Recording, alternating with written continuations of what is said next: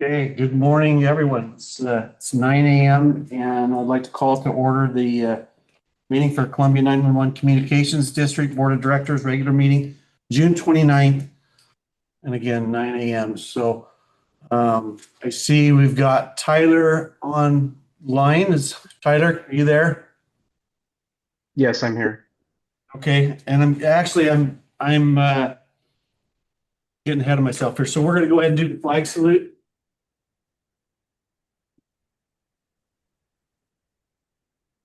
Pledge allegiance to the flag of the United States of America, and to the republic for which it stands, one nation under God, indivisible, with liberty and justice for all.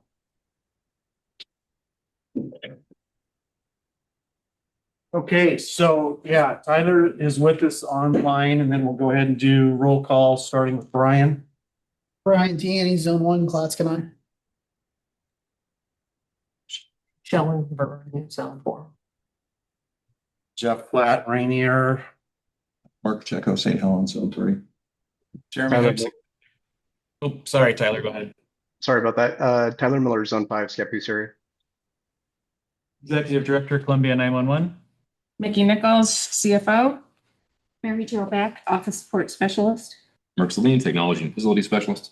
Nathan Hughes, Tech Manager, and online we have Danelle Hooper, Ops Manager, and that is all we have for employees.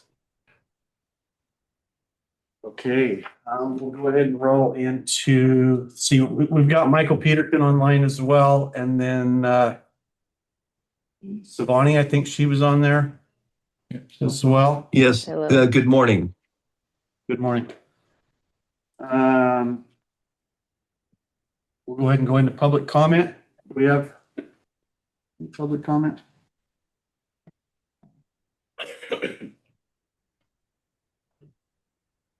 It's been 10 months since I first came here and listened to Excuse me, the first responders. My name is Nancy Reed. Nancy, okay, thank you. And where do you live at, Nancy? Is Scappoose. Scappoose, okay, thank you. Go ahead. I listened to them as they poured out their hearts to you guys and asked you to improve the communications for them. And I don't see where anything has improved in 10 months that has helped them. And I saw the June 12th where there's more litigation. And it's like you were begging for money. And now you're going to spend more money on foolishness. I mean, Betsy Johnson was here, Nancy Ward. I don't know what you guys need. But I just want you to focus on the task at hand and improve the communications. And don't waste taxpayer funds. Okay, thank you, Nancy. Do we have any other public comment? Anybody online, Nathan, for any comment? I don't see anybody raising their hands. Additions to the agenda. Anybody have anything for?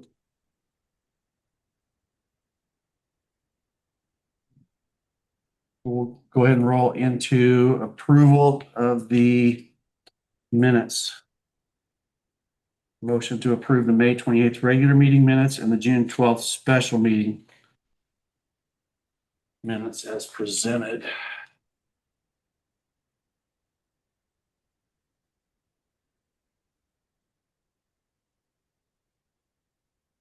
Make the motion, Jeff.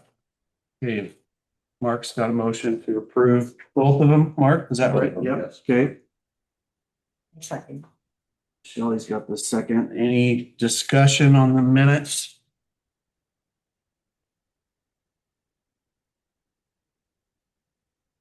Okay, go ahead and call for the vote. All in favor of approving the May 28th regular minutes and the June 12th special meeting minutes as presented. All in favor, aye. Aye. Opposed? Okay, motion carries.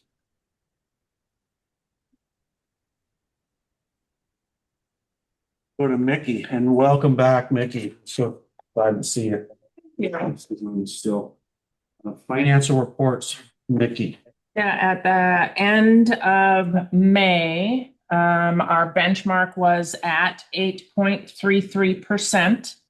And we are currently at the end of May, 21.1%. So we're still looking good. We've actually have gotten through June and all the payroll and the accounts payable, but I won't report on end of year till next meeting. I don't have any other information to include in that. Did anyone have any questions about the financials as presented? I'm not aware of any. Has anybody got any questions for Mickey? I do have a question about one of the expenditures, Mr. Chair. This is Okay, Tyler, sorry. yeah, go ahead. So on the May expenditures, it looks like there's a $500 payment. It's line 1262 or identified as 1262. And it's to ODOT. I just historically, I thought that the payment for, or excuse me, the consideration for co-locating on ODOT's SRP tower on Green Mountain was that we were letting them co-locate on the district's Class 9 Mountain Tower. Did something change or did I have bad information in the beginning? It sounds like bad information in the beginning. We cohabitate one of their sites and they cohabitate one of our sites, but it's inappropriate to do a straight trade. It's more appropriate to charge each other and it's a wash. They charge us 500, we charge them 500. Thank you. The last part of that was very helpful. That's all I have. Mr. President, Michael here.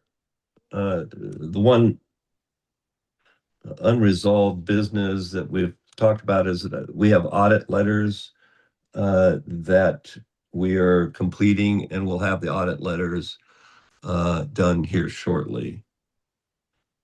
Okay, thank you, Mr. Peterkin. I appreciate those. You'll send them directly to the auditor?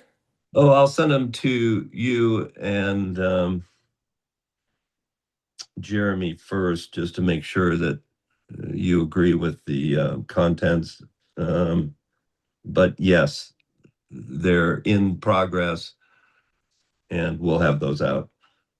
Okay, and I can talk about the audit and give you guys an update. So as you know, I requested, because we've always been a year behind since I've come on board, and this year I asked them to do 2 years at the same time. They have submitted the first year, the 23-24, back to me, and I did review that when I was off, but at home I reviewed it. And the number, I had a couple questions to them. The numbers looked good. The bottom lines were good. And I haven't heard, I also questioned about the 24-25 audit because they didn't send that one along with it. And I haven't gotten a response back, but we are moving forward on getting those wrapped up, and then we can start on our current year, the 25-26 year, and get that in. Right. We have a question online. Yes. Someone online?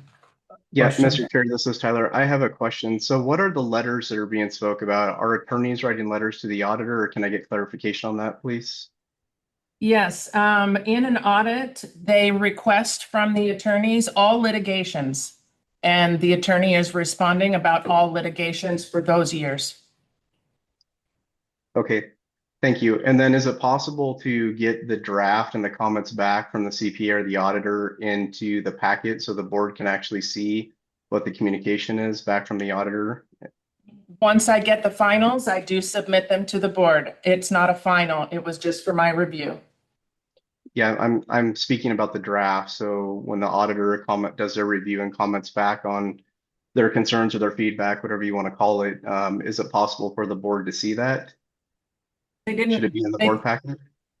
I hear what you're saying. However, they didn't have any concerns. They were my concerns. I had concerns and questions about some of their changing of numbers. I guess I can show it to you, but it's not gonna make much sense because it's just in the numbers. Yeah, no, I understand. I think just both sides of the communication would be helpful for the board to see so that we better understand how we arrive at the final.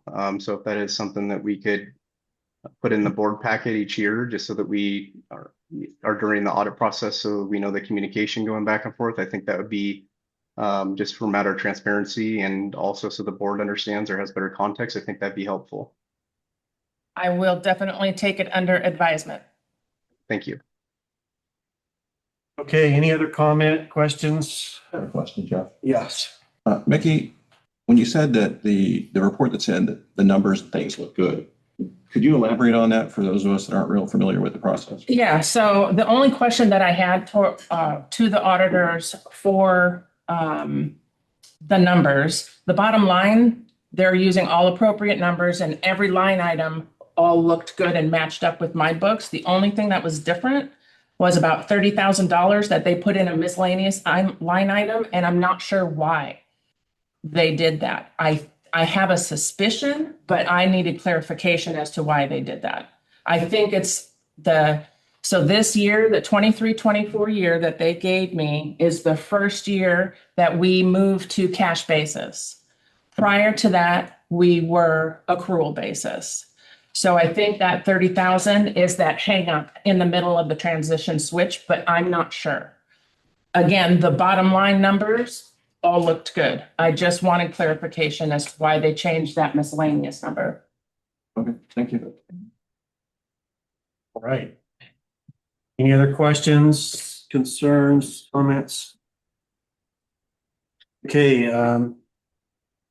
accept a motion to approve the expenditures for April and May as presented.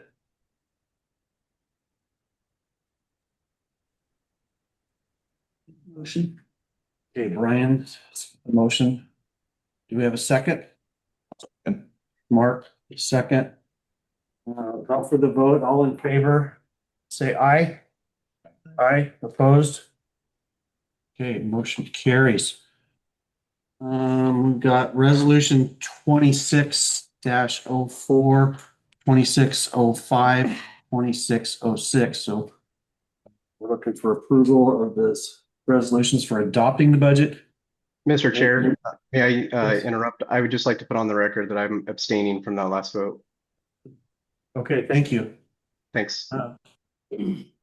Approval of the these resolutions 2604, 2605, 2606 for adopting the budget, making appropriations, and declaring a levy and categorizing taxes.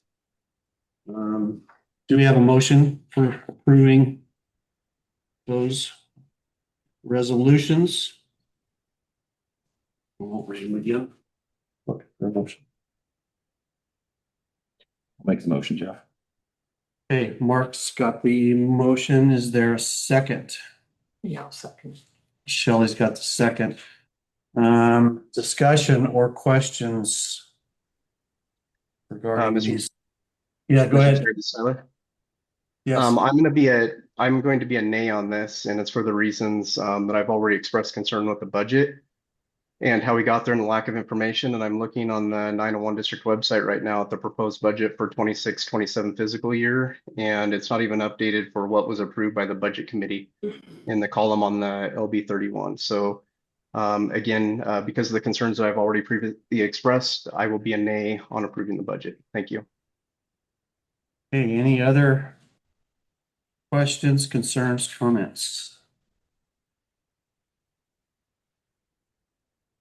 Go ahead and call for the vote. It's been moved and seconded, moved by Brian, seconded by Mark. Is that right? No, the other way around. Mark and Shelley. Mark and Shelley, I'm sorry. All in favor, say aye. Aye. Aye. Opposed? Nay.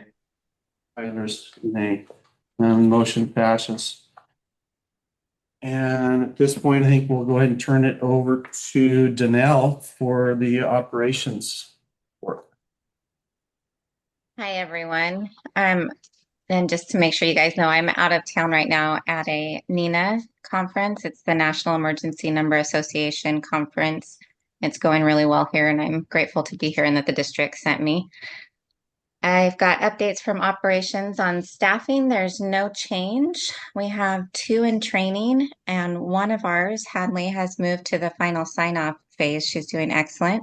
Barlow is also continuing through, and no change in our CTO status.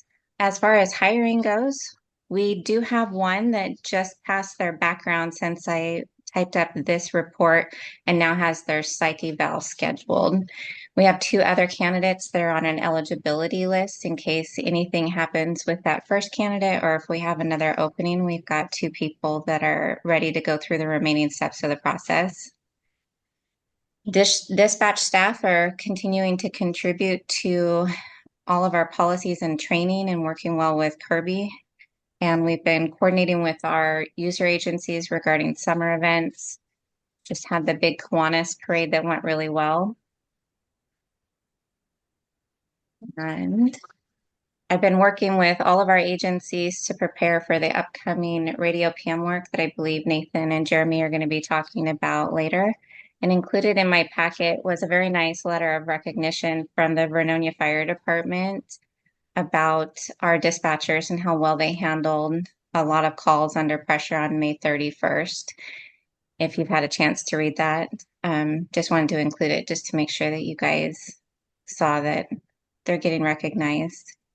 It was Jolene, Rich, Tracy, and Frank that were working that day. A lot of medicals, life flight, calls all over the county. Just, they worked really hard and represented the district well. Does anyone have any questions for me about operations? I do. Yes. I saw that the number of public information requests is increasing. Is that causing any sort of a workload concern? It is a little bit. We have the benefit of having a contract employee that we used to use a temp service, Cardinal Staffing, and that person was contracted through the temp agency. But now that person, Jessie Spurlock, has her own LLC. So she actually does contract work for us at the same exact price. She has had an increased workload. What I'm noticing is a different with the requests that we've been getting is a lot of them are pertaining to larger events, open investigations, which are requiring more coordination with responders before releasing them. But other than that, it is just everywhere and everyone I talk to, increased number of records requests. And some of the police and fire agencies throughout, I think, the country are also suffering staffing issues. And so 911 centers are getting increased number of public records requests because a lot of the agencies are pointing the public back to the 911 center so that they can at least get CAD reports so that they're not tied up timeline. Yeah. Any other Thank you. questions, comments for Danelle? Just a comment here, Danelle, that those folks on the dispatch floor just would like to give them a pat on the back for doing their outstanding work, and it's very nice to hear from this lieutenant from Vernonia Fire for a lot of time all we hear is the negative, and so it's pretty awesome to get that kind of feedback on the job these guys are doing day in, day out, 24/7. So greatly appreciated. Thank you, Danelle. Thank you. I'm going to turn it over to Nathan for technical manager report. Yeah, so for the radio system, we're still working with Communications Northwest to get some radio site visits done.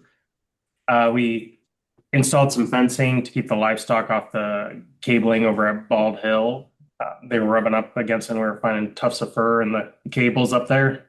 We were working with Columbia Northwest to replace the HVAC BARD unit at Quarry Hill. That's been ordered. It's just the lead time on that. For CAD, we're still working through an upgrade. With the issues we've been having through all of our extensive testing, we've decided to move to around spring 2027, just to give ourselves some extra time. We are putting pressure on Central Square to get us deliverables by November so we can have them ready for spring.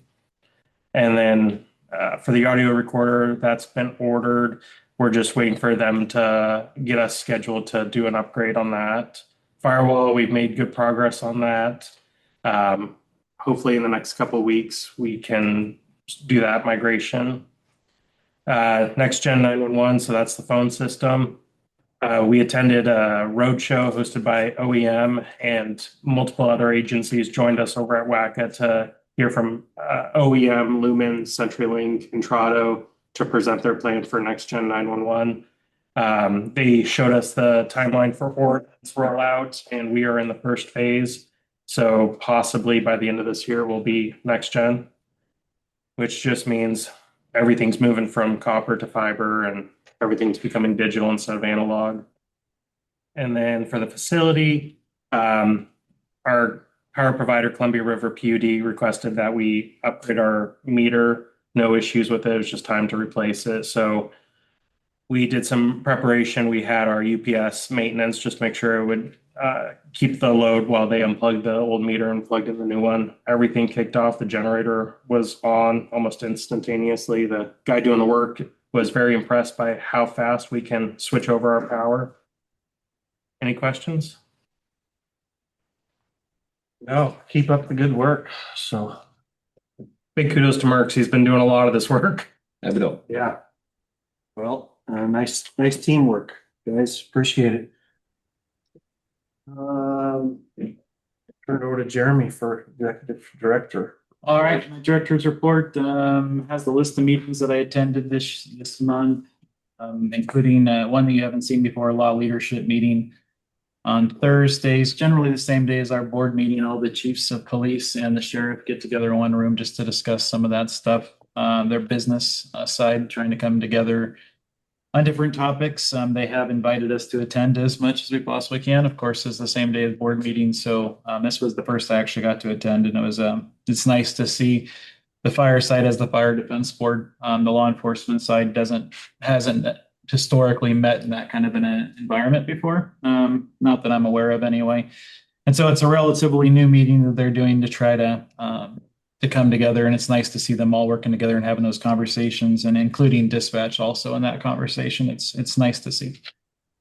The projects that I worked on, they are included in the board packet. You also have listed under new business. But there was the project retained staffing study, the HR answers compensation study, and then the management team evaluations. I'm just putting the final tweaks on those to send out to my management team for feedback before we start the process of doing evaluations for them. And once we get that kicked off and get those dealt with, we'll move on to getting the staffing line level staffs evaluations updated and put out as well. So. Nice. We have a question online. Yes. Mr. Chair, this is Tyler. So my question goes back to Nathan's update. Do we have a kind of a timeline for what we're looking at for Communications Northwest and trying to get that process moved forward with all of the repairs that need to be done at the radio sites?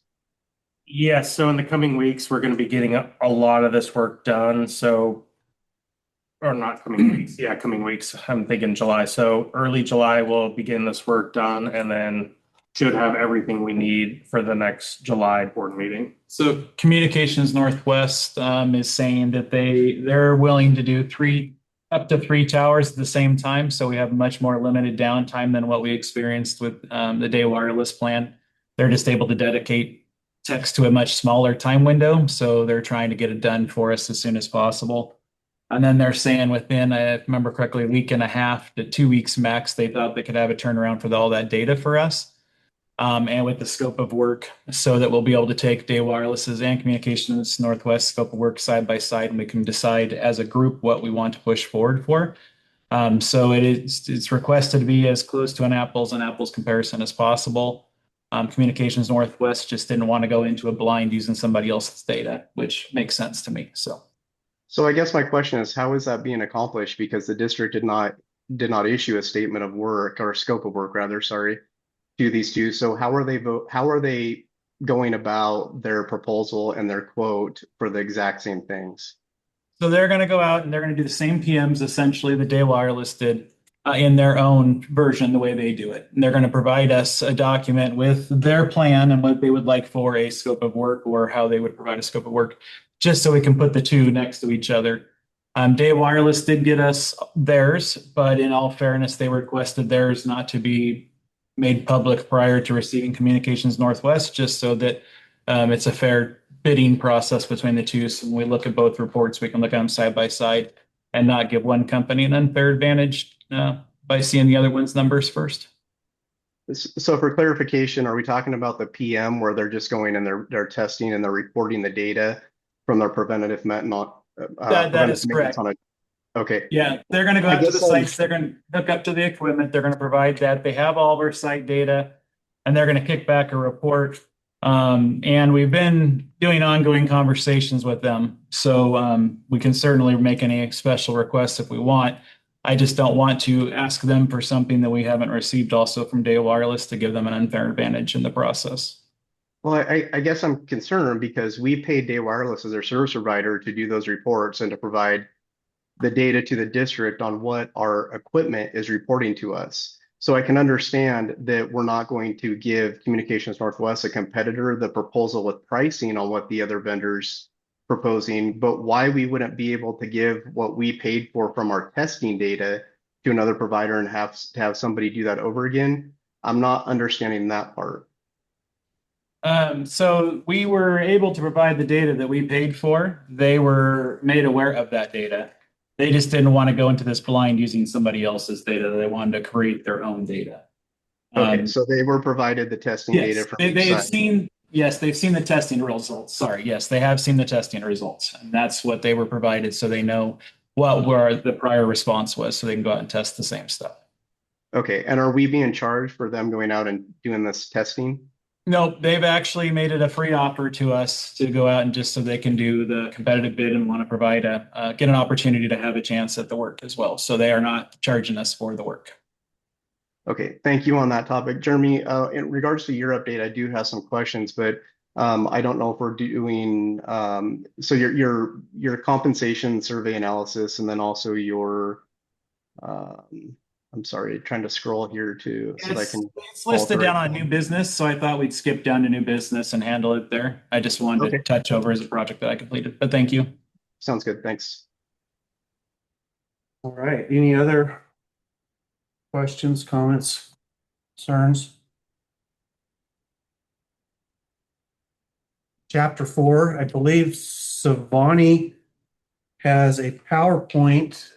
Correct me if I'm wrong, Savani. Do you have a PowerPoint to just show us on that chapter? I 4? do. Give me 1 second I to do. Thank you. figure out how to get her to share. They changed all the settings.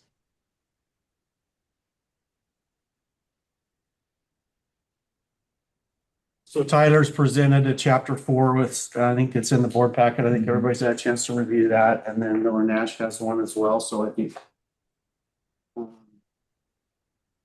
we get that PowerPoint up, We should be able to share. Okay. Can you all see that? yes.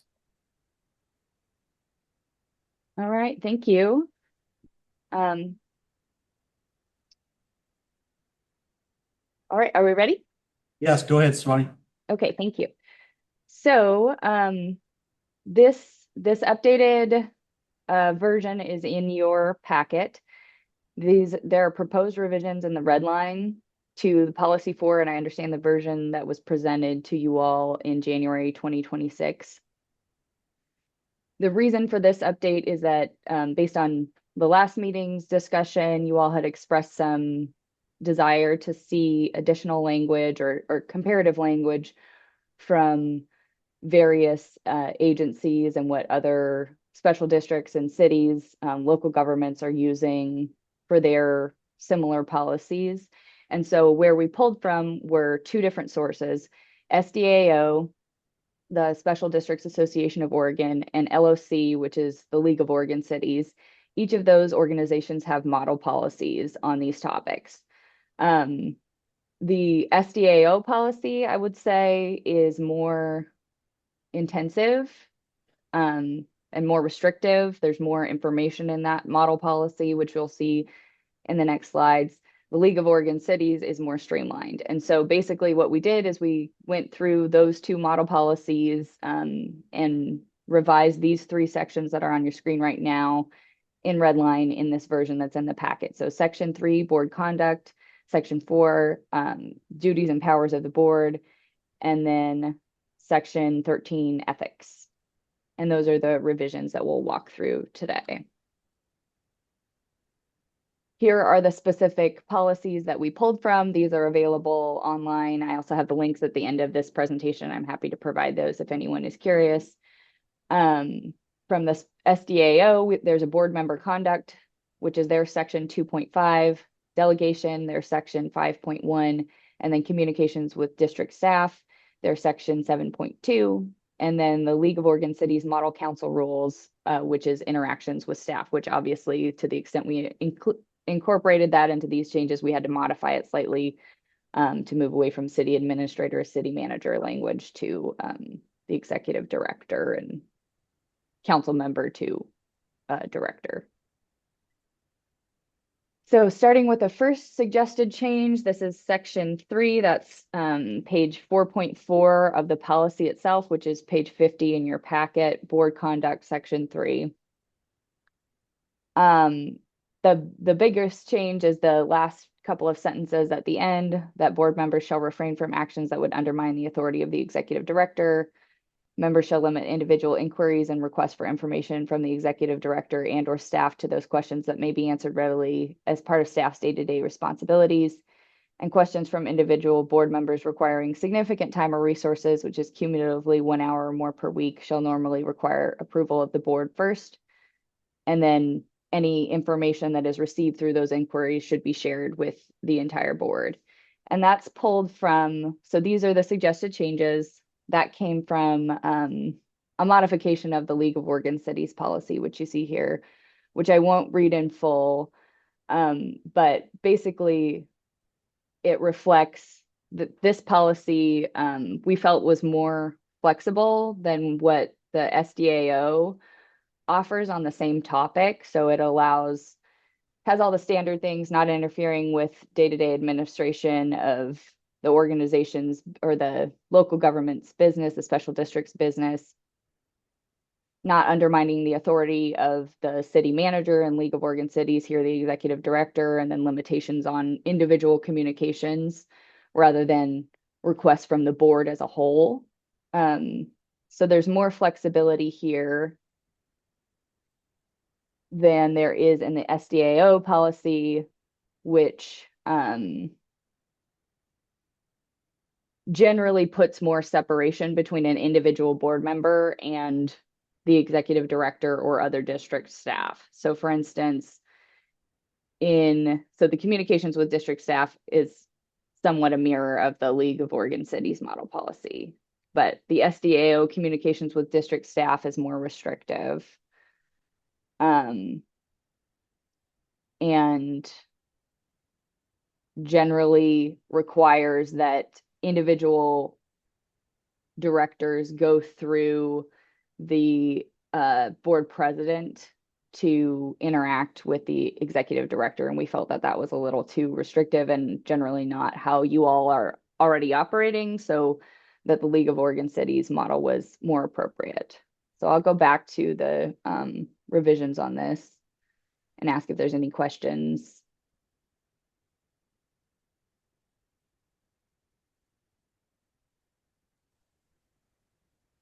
All right, and I'm not hearing any, so I'll move on to the next section. So proposed revisions to policy 4, section 4, powers and duties of the board. There was some concern in the last meeting over the language that the board must speak with one voice. And so we tried to clarify this and make it consistent with the model policies and the law that or the general guiding principles of how does the board actually make decisions, how does it speak, how does it act. as a collective. And so just clarifying that the board acts and speaks as a collective unless an individual board member has been duly authorized to speak on behalf of the board. So this is meant to convey that the board makes its decisions as a whole, and no individual board member makes decisions for the board unless that individual board member has been specifically authorized to do so. And then the reference down here is to the ethics section. So those are the only changes. Those appear on page 51 of your packet, which is page 4-5 of the policy itself. So, Mr. President, this is Tyler. I have a question. Yes, go ahead. Okay, Savani, I have a question about the intent, basically to clarify the intent of the language that you're proposing here. So again, I just want to be abundantly clear that you're saying that a board member individually cannot represent that the district has a different opinion or position than what the board as a whole has voted on, but nothing in this policy restricts an individual board member from their own personal opinions on the topic.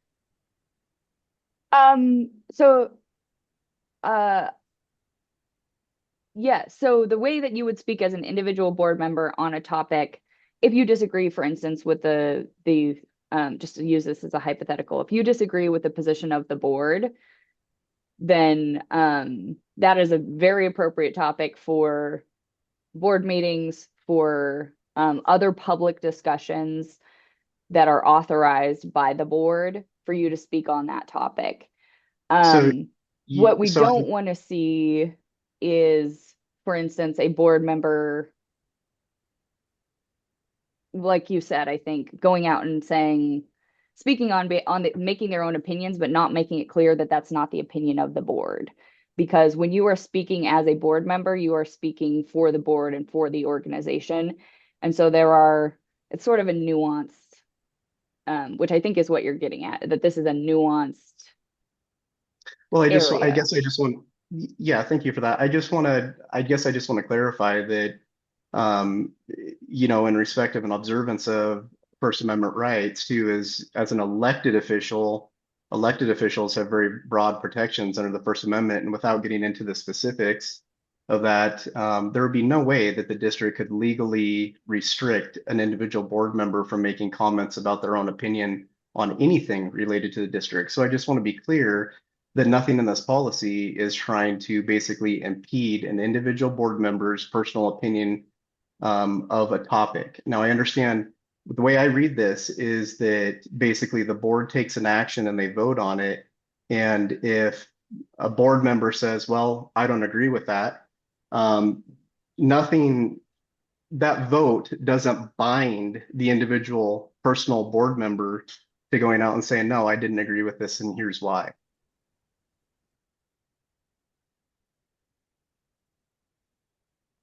Maybe it would be more useful to talk about like a concrete example, because I think in theory what you're saying makes sense, but there are ways where going out and doing that could, for instance, undermine the authority of the executive director, which is something that which is a restriction on you as a board member. So the board, you as an individual have First Amendment rights. Directors, and I'll speak more generally, directors as individuals have full First Amendment rights. Directors as elected officials have certain speech rights. Directors in their role as a board member, that role only exists because the authority for the special district to exist has been delegated by the state. And so in many ways, when you're speaking as a board member, you are speaking as, a small piece of the government. And so that's where there can be certain restrictions come into play. And that's where policies like this and the model policies are meant to guide directors and how to appropriately manage that role. So this policy is directed towards directors in their role as a board member. So that's what this really governs. It doesn't impact First Amendment rights as an individual or the rights that you may have as an elected official, but when you are a board member, the reason that you are a board member, the only way that your position exists is through that delegation. And so that's the authority that controls. Okay, Does that make so sense?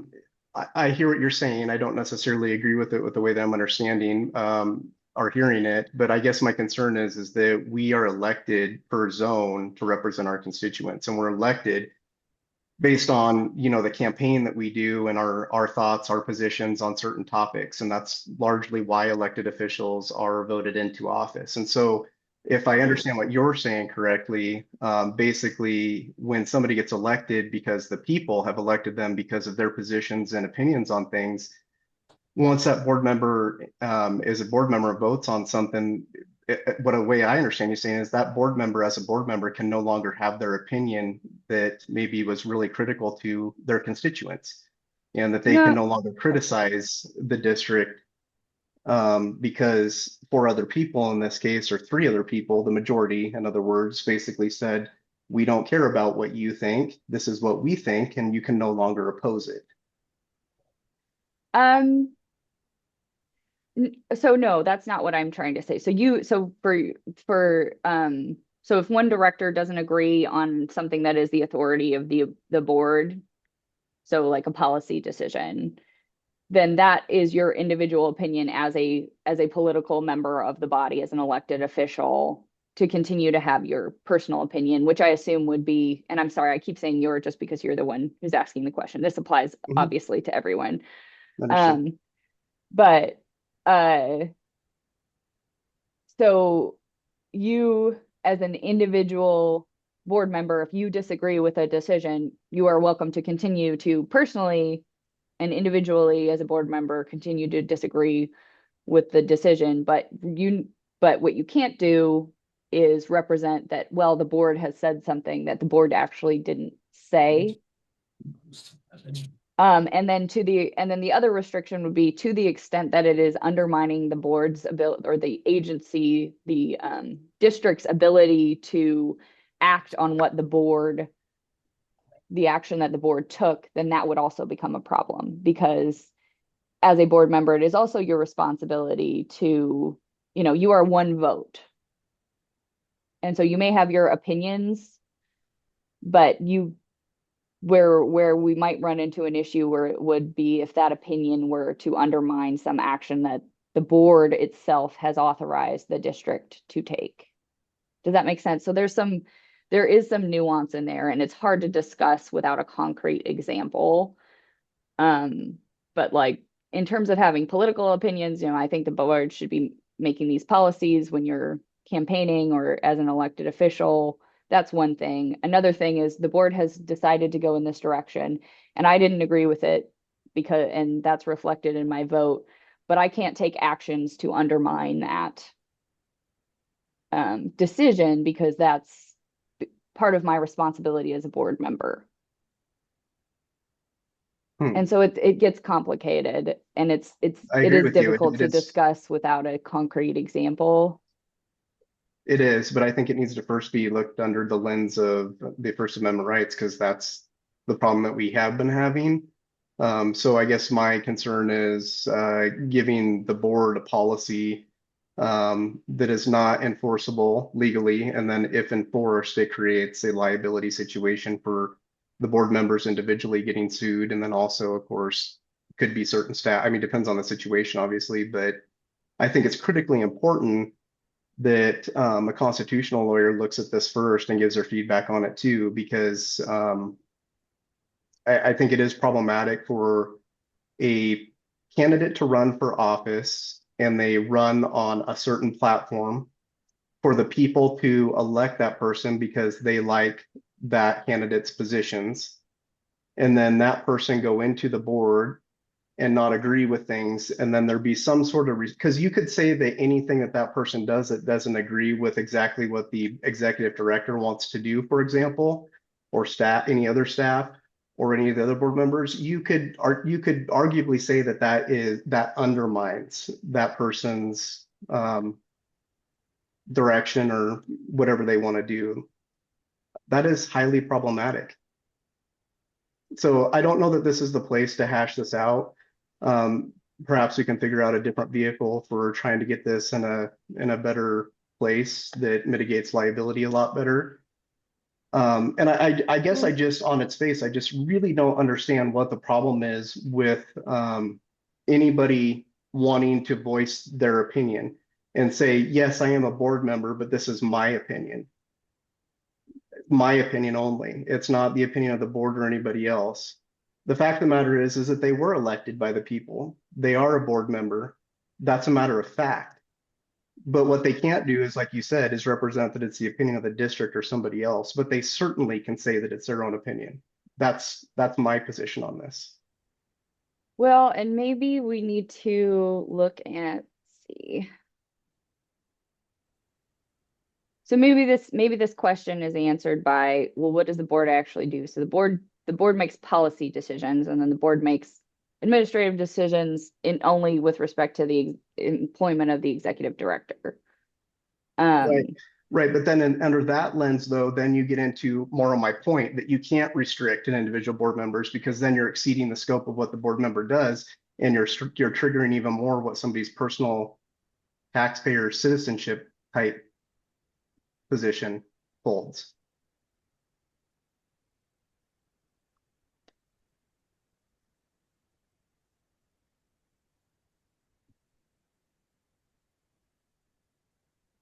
Well, so is there a question about the specific language?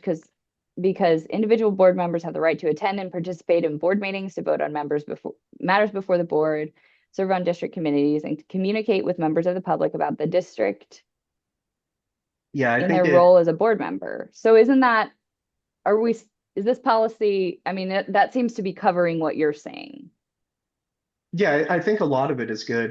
What I get hung up on and what I think the concern is, and where we could meet avoidable unnecessary litigation and try to restrict people's rights as a board member or a citizen, is on the definition of interfere.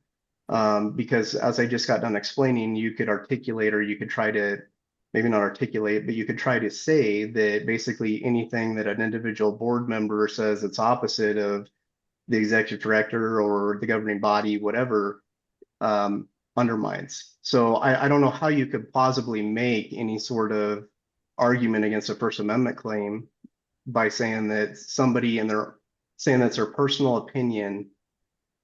I don't understand how you'd overcome that. And I don't understand why you would want to have a policy in the first place that tries to restrict somebody's speech. Well, I think sorry, go ahead, Michael. Well, I think that we're saying the same thing in different words. I think what Savani is saying is that this is not a restriction on speak. It's a restriction on actions that would undermine the actions of the board. And so I don't think anyone is taking a contrary position as Savani has outlined on, yes, every board member has a right to individually speak, but they have fiduciary responsibilities as an elected official. And when a vote is taken, then they can't take actions to undermine the vote of the district. Savani, did I state that correctly? Yes. And I'm trying to think of So if I may, the concrete fiduciary example. duties, though, go two ways. Are the fiduciary duties, in your opinion, to the public and to the people that elected you? Or are they to basically the majority of the board members or the executive director? And I'm going towards the public interest piece here. And all due respect, are you a constitutional person? Have you practiced First Amendment law, Mr. Peterkin? That's not a subject of this, but have I been doing this work as a lawyer for over 40 years, and I've been involved in First Amendment cases, yes. And the entity that we're talking about is the district as an entity. And that's the important component in all of this, because Savani correctly identified that this is a Chapter 198 created district operating under Chapter 403 and the powers enumerated under 403 and Chapter 198. And so this is not, so again, this policy 4 modeled after the League of Cities and SDOO is not attempting to restrict protected speech.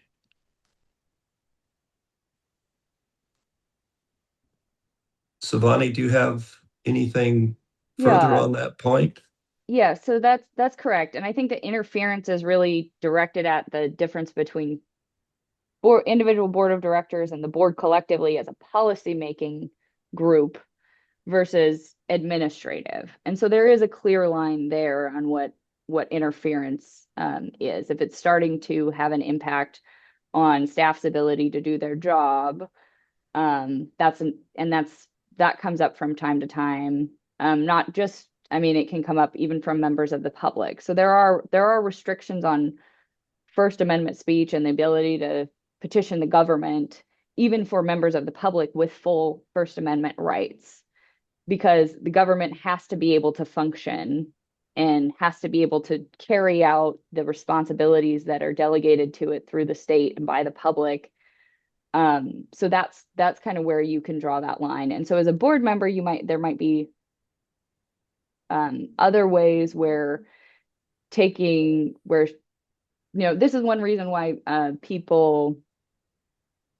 board members or city council members, if they're called to speak in an event or if they're out in the public, that they clarify that they're speaking from their own individual perspective and not from the city council, not on behalf of the city council, not on behalf of the board, so that it limits that confusion. So there's, I guess, two things there. There's the policy role of the board versus the administrative role of staff. That's one way to think about it. And then there's an individual speaking as a public elected official, and then someone making a statement on behalf of the board because they were authorized to do so by the board. Yeah, thank you for the clarification or the comments. I think at the end of the day, the individual board members have to be comfortable with what's being proposed here, because in a First Amendment case, they get sued individually, and that goes on their record. So yes, they might get, indemnified, and SDO may assign an attorney, but unfortunately, it's their personal record that gets stained by a successful First Amendment complaint. So I think that's really the lens that has to be looked at here too, is, are these policies sound, and is the board, confident they're getting good legal advice and the policies being written correctly as to not cause a First Amendment issue here. Right. So Well, and that's I'll one leave of the it at that. reasons I appreciate that. And I think that's one of the reasons that we wanted to more closely tie it to these model policies that are widely used throughout the state. These are the standard, these are policies that are widely used by special districts from the SDAO and then League of Oregon Cities, their model rules.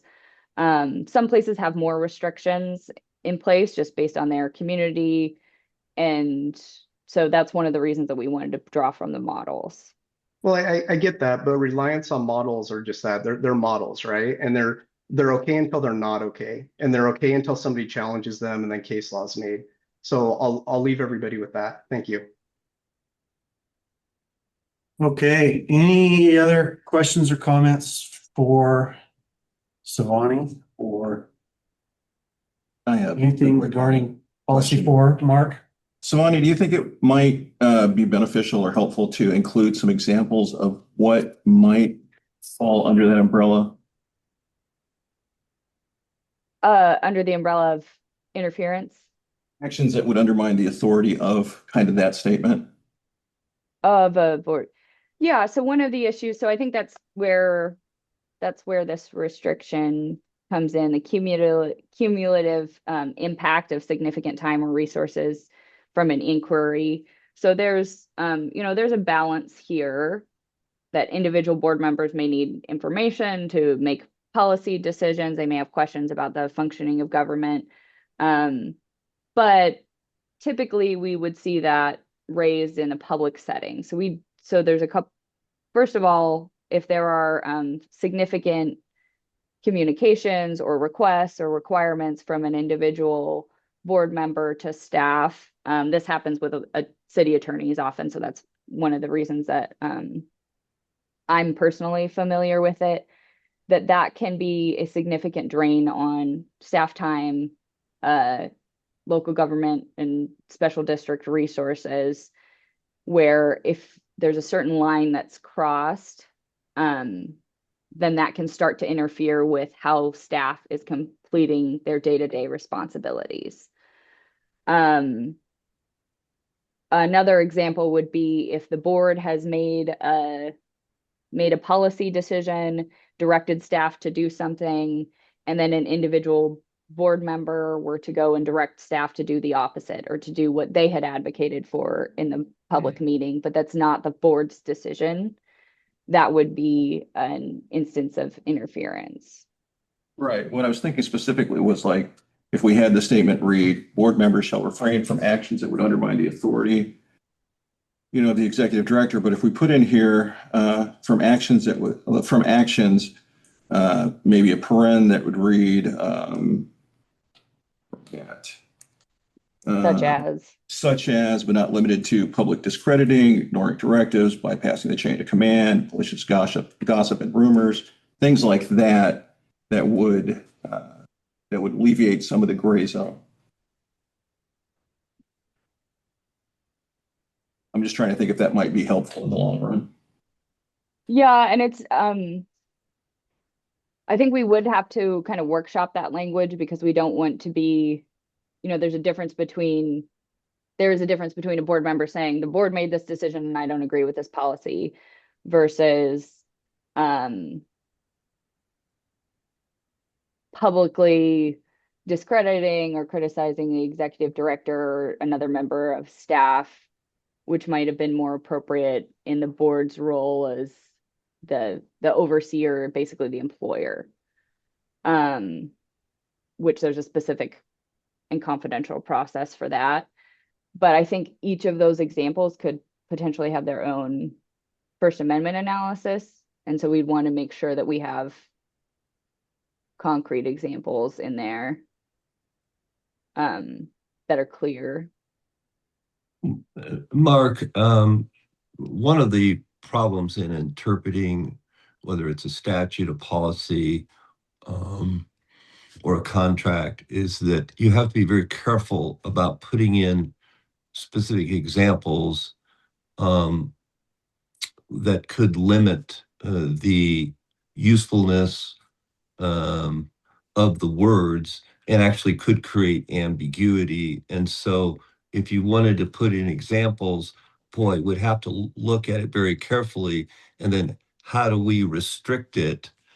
And so the idea of the policy, it is a more overarching scope.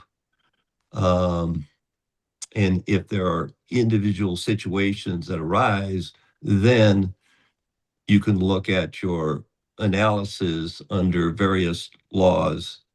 And I think that's a better way of approaching it, because once we go down the example path, well, how many examples do we put in?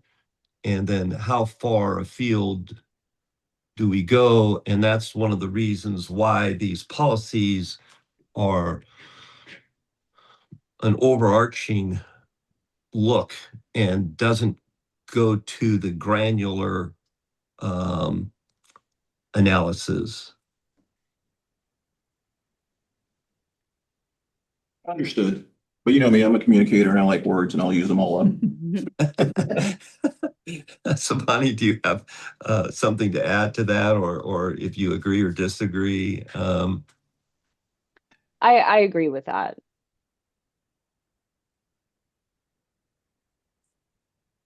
All right, any other questions, comments? Policy 4. Savani, did you complete, excuse me, Jeff, Savani, did you complete your, Um, didn't you have one more section? I do have one more section, actually, yes. Which is it's a simple revision. It's just a full repeal and replace. So we're recommending, oh, and I'm sorry, that's just a typo. That should say Section 13, the ethics section from the SDAO language, and that is on page 411 of the policy and page 57 of your packet. So that's just a proposed, the red line is in the draft. We just pulled the model language from SDAO and replaced it in the draft. I'd be happy to discuss that too if you have any questions. Well, I'm certainly no expert on this. I think we do have, some good advice from everyone involved, Tyler as well, everybody, but maybe we agree, we disagree here, but I personally, we've been kicking this down the road for, I couldn't even tell you how long, so, and I think in my standpoint, we could make a vote on this, and then we could always, if something arises, something we have more information, something changes, it can always be amended. So I don't feel like this is, carved in stone.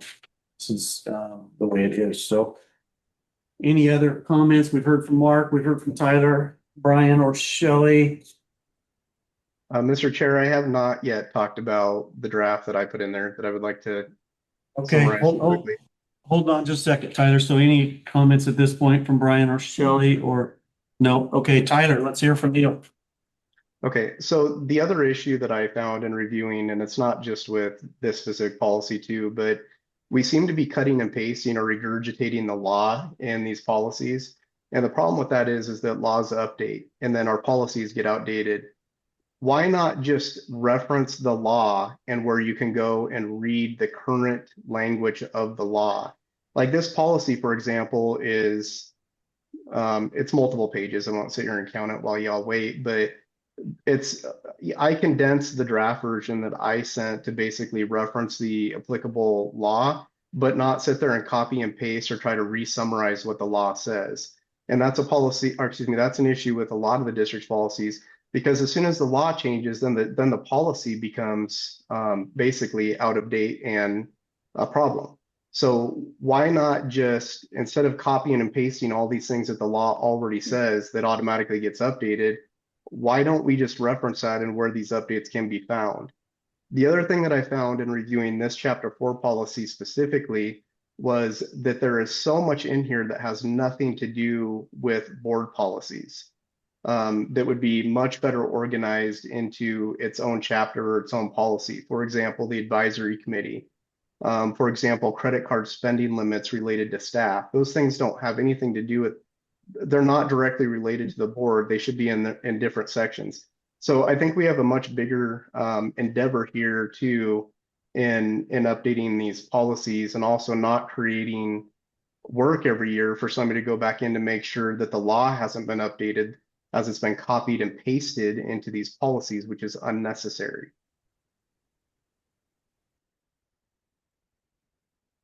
All right, any other comments? Questions?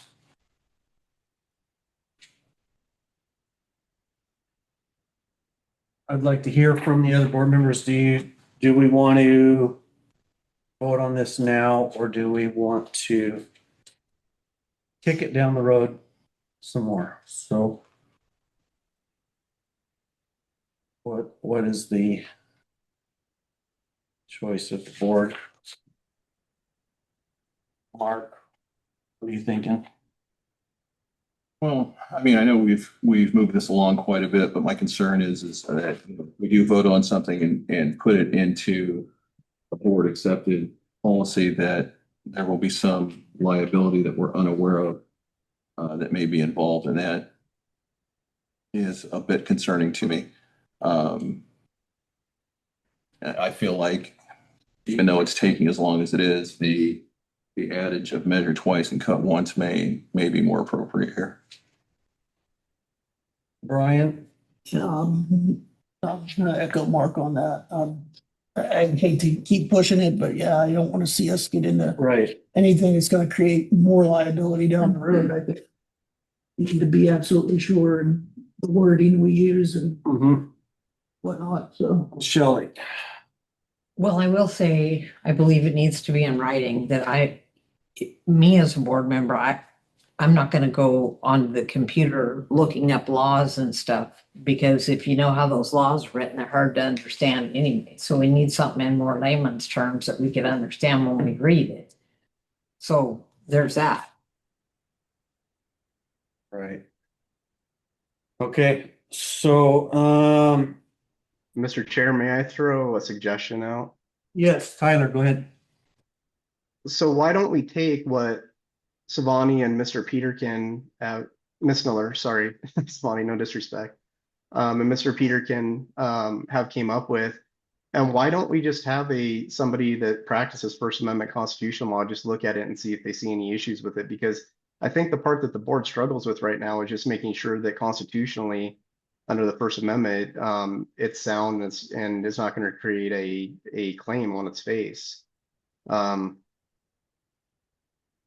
I feel like that would give the board comfort in knowing that somebody that practices specifically that area law and is very knowledgeable on it, has reviewed it and says this is why these are not an issue, or these terms are not an issue, or this is why they are.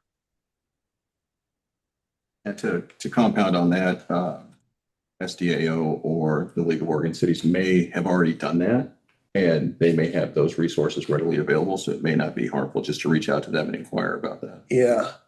Michael or Savani, any comments? Well, I'm not, this is Michael here. I'm not opposed to that idea. But I did speak to SDAO, and for example, their policy was rigorously reviewed. What I didn't ask if it was rigorously reviewed by a constitutional lawyer. And I don't know, in the course of Savani's research on this, if she's asked the same question of any of her clients or a League of Oregon Cities, whether they've had a constitutional lawyer look at their policies. So perhaps if the board, here, I would like the authorization from the board to do two things. One, have us check with SDO, League of Oregon Cities, to see if their standard policies have been vetted by a constitutional attorney. If the answer is yes, we'll ask that they share that and we can present it to the board so that we can save money. If the answer is no, then the question for the board is, do you want to incur the expense of a constitutional lawyer? And if so, to get this done, I think that it would be a neutral constitutional lawyer that no one has any contact with, and we present policy 4 to that constitutional lawyer, and that's or maybe even a professor. Maybe it doesn't have to be a lawyer. Maybe it's a professor at Harvard. I don't know. Bottom line is, we'll get the opinion. I can get a estimate of what it would cost, or if you give me a budget. That's my suggestions. Savani? Well, I like so I guess, first of all, I would say, in my opinion, most public attorneys are constitutional lawyers because this is something that we deal with. But I like the idea of potentially a professor.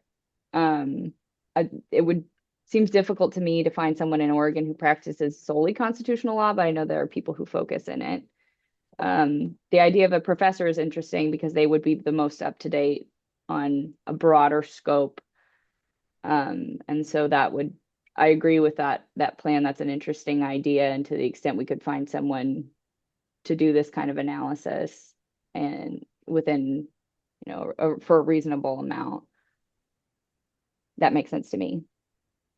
Okay, so is everyone okay with Michael moving forward with what he just mentioned? So I don't have to repeat what he just said. Anybody have an issue with that? Everybody okay? I'm okay with that. I think the idea of a professor is also interesting. I would be okay with that. Okay, Tyler? Yeah, that's fine. A professor is going to have a JD also, generally speaking, correct? Yeah. So That's right. Yes. For okay, a yeah. law professor. Right. Okay, so we'll add this to the agenda for next month. We'll kick it down the road a little bit further. Do we want to authorize an amount so that way it don't slow things up again? I'm good with that. What? You have anything in mind? I don't have no idea what would even be the ballpark. Michael, do you have any recommendation there? First, I'm going to go to Willamette and University of Oregon first to see if their constitutional law, either one of them. And I'm trying to think if the Honorable Jack Landau, who was on the Supreme Court, is teaching constitutional law only, statutory interpretation law at UVO. In any case, I'm going to go there first. And the reason I raise that is because if I do and I can find someone, then the cost is going to be less. But if I have to go outside of Oregon, the cost is going to be more. So I would say a budget of 10,000 is reasonable. If I need more, I'll come back.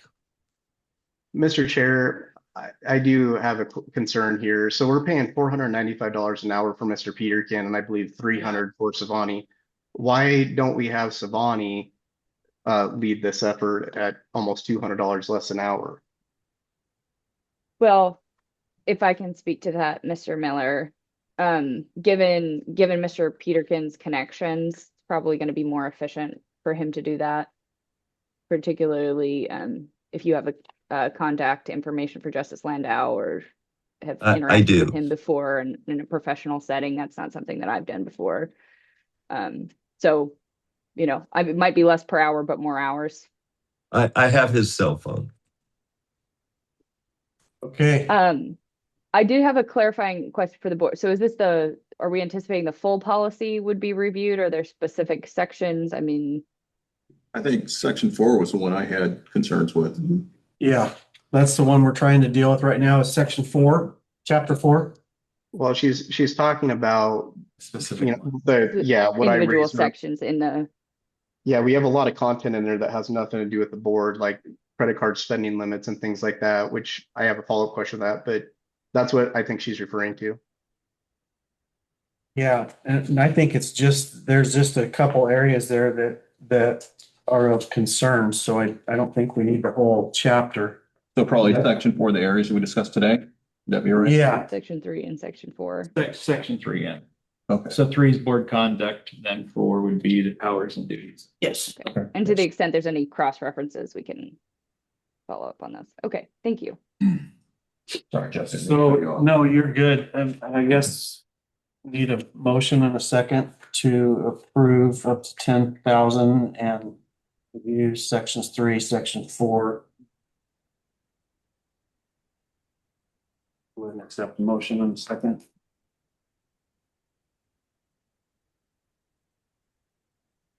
So I'll make the motion with the understanding that Mr. Peterkin is going to reach out first to FDAO to check to see if they've already done the legwork. And if they haven't, then he can move on to check with the professors to see if they can review sections we outlined. A limit of up to $10,000 expenditure. Okay, and that's SDAO and League of Oregon Cities? Yes. Okay, Can I ask Mark if you change your motion? This will help with fees too. I think Savani should contact League of Oregon Cities. I'll contact SDAO. I think that's more efficient because I work with SDO all the time. I don't work with League of Oregon Cities much. She does. Happy to do that. Okay. Okay, then make that change. yep. Okay, so we got a motion. Do we have a second? Second. Okay, all in favor? Aye. Aye. Aye. Opposed? Didn't we need to have a discussion? Before discussion, I kind of thought we'd already discussed it into the ground here, but if anybody has anything else to add, Tyler, did you have something? Yeah, I mean, there still a formality and the conversation still could add to additional comments. And I do have an additional comment is that I think that the way that we've done this has been extremely and unnecessarily expensive and inefficient. And we really need to work on that. And then also we really need to organize these policies better so they're more relevant to the chapter and the topic. So I hope that's something else that, I don't know if that's something that our executive director can do, but they're, in my opinion, kind of a mess right now. Okay. Motion second. Any other discussion? Hearing none. We'll go ahead and call for the vote. All in favor, say aye. Aye. Aye. Opposed? Unanimous, motion carries. Okay, we're gonna keep moving here to local option levy resolution 26-7, verifying and accepting election results. Is there a motion to approve this resolution 2607 in the matter of receiving, canvassing, verifying, and declaring an agreement with the abstract of votes from the local option levy held on May 19th, 2026 as presented? Motion second, discussion if we have any. Make a motion that we accept it. Okay, Shelley's got the motion. I'll second. Brian, second. Any discussion on resolution 2607? Okay, we'll go ahead and call for the vote. All in favor of the motion for resolution 2607, all in favor, say aye. Aye. Opposed? Okay, motion carries. I'm gonna turn it back over to Jeremy. Just for the sake of time, since we're already at 10:18 and we got quite a few more pressing matters on there, can I make a recommendation that we move the compensation survey and project retains either to the bottom of the new business so we can get the more pressing matters handled, or maybe even push it out to next meeting? It's not as time sensitive as some of those other things, and I don't want everybody to sit here and spend a bunch of time on those right at the moment when we have more pressing things we have to get done for the sake of I'm time. good with that. I'm okay with that. Either way. Okay.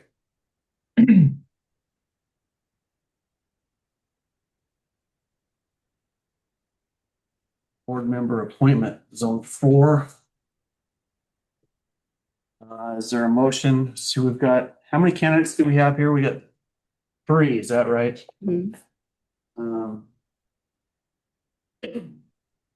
So we've got, Looks like we've got Ken online.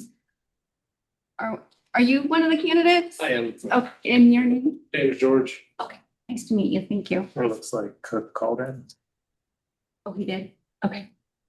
So it sounds like they're all here if you have questions for them. okay. Anybody have any questions for any of the 3 candidates? I know we've got information in the packet as well, so Mr.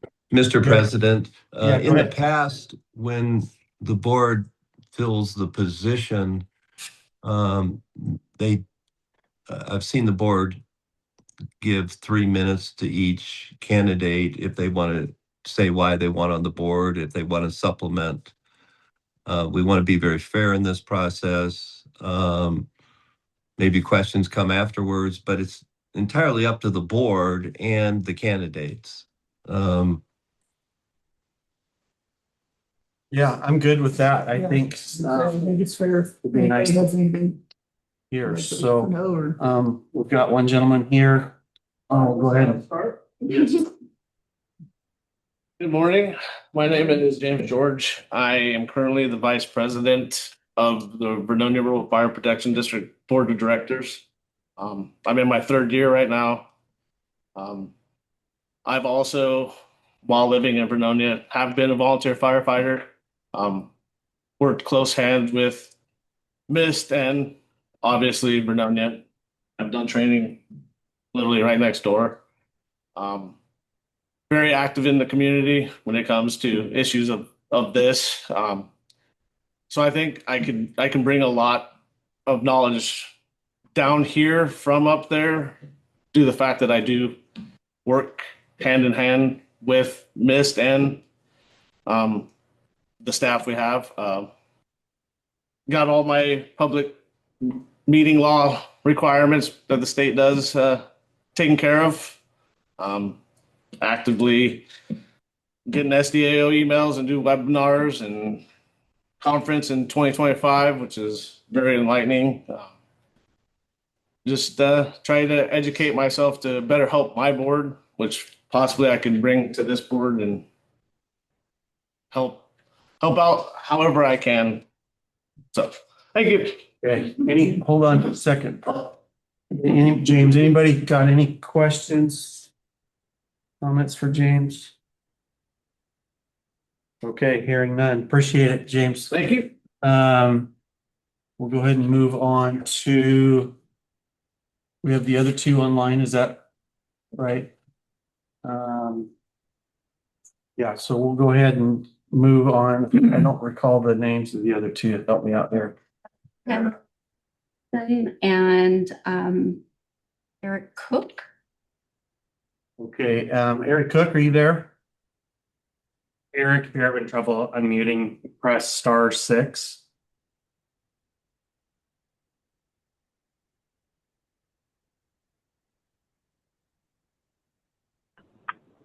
This is Eric. Can you guys hear me okay? We got you now. Yes, go ahead. Wonderful. I just want to start out saying I've been a Columbia County resident for nearly 25 years. Very active in the community. Was always involved in our children's sports and activities and volunteering. And I heard there was a need.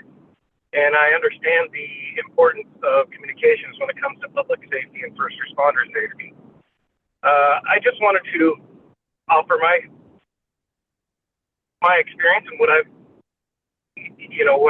bring to the table, and I think fiscal responsibility and accountability is huge, and I wanted to just bring a different look, and hopefully I can be helpful to moving forward in improving some of the systems, and I have a lot to learn, but I'm willing to put in the effort. And I know that first responder safety and public safety is priority, and to achieve that, I think good communications is priority. So, any questions for me? Yeah. Thank you, Eric. Anybody have any questions for Eric? Okay.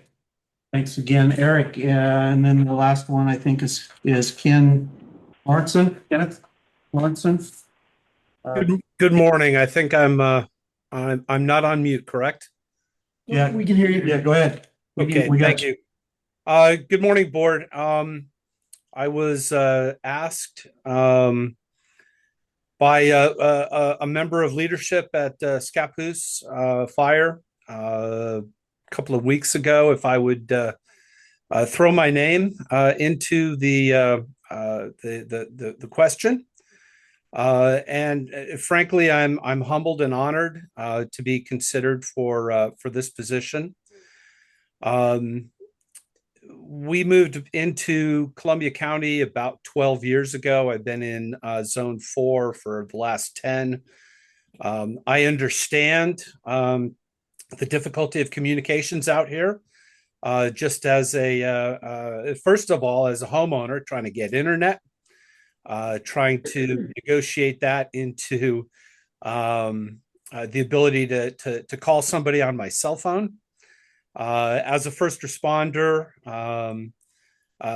those issues are front and center, and I would like to just be considered. My professional and business background, I think, is broad. I've been in service to our country through the Coast Guard for about 35 years. I was humbled with the opportunity to work with a lot of people, a lot of different organizations, a lot of teams, a lot of boards. I think I finally was able to hone my professional skills the last 8 years of my working career as the business manager with the Columbia River Pilots. One of the things that I managed and administrated, really more kind of choreographed, because we had a lot of partners, and that's what this is all about. This is all about working with partners to get the best done, the most efficiently, in an effective manner, but without breaking the bank. But to the point, the Columbia River Pilots and the Volpe National Transportation Center back in Cambridge, Massachusetts, run a unique AIS, and that is Automated Information System. It refers to the maritime, ships, boats, the tugs, the service vessels that are out there, the aids to navigation. The Columbia River Pilots, in partnership with a lot of other folks, administer and run a system that's called TV32, which is a large, very complicated data integrator, but at its core, it's an AIS repeating system with hardware and antennas up on Megler Mountain out at the mouth of the Columbia and Green Mountain above Kalama. And so I've had the opportunity to go and look at towers and hang out with the techs. I find it fascinating. I'm not an electrical engineer, but I do have a very technical background, and this is all very much to my liking, and I would be honored to represent Zone 4 and to work for the citizens of Columbia County with a special heartfelt love for first responders, which is something that I've done as a volunteer for about 20 some years. So thank you very much. Okay, thank you, Kenneth.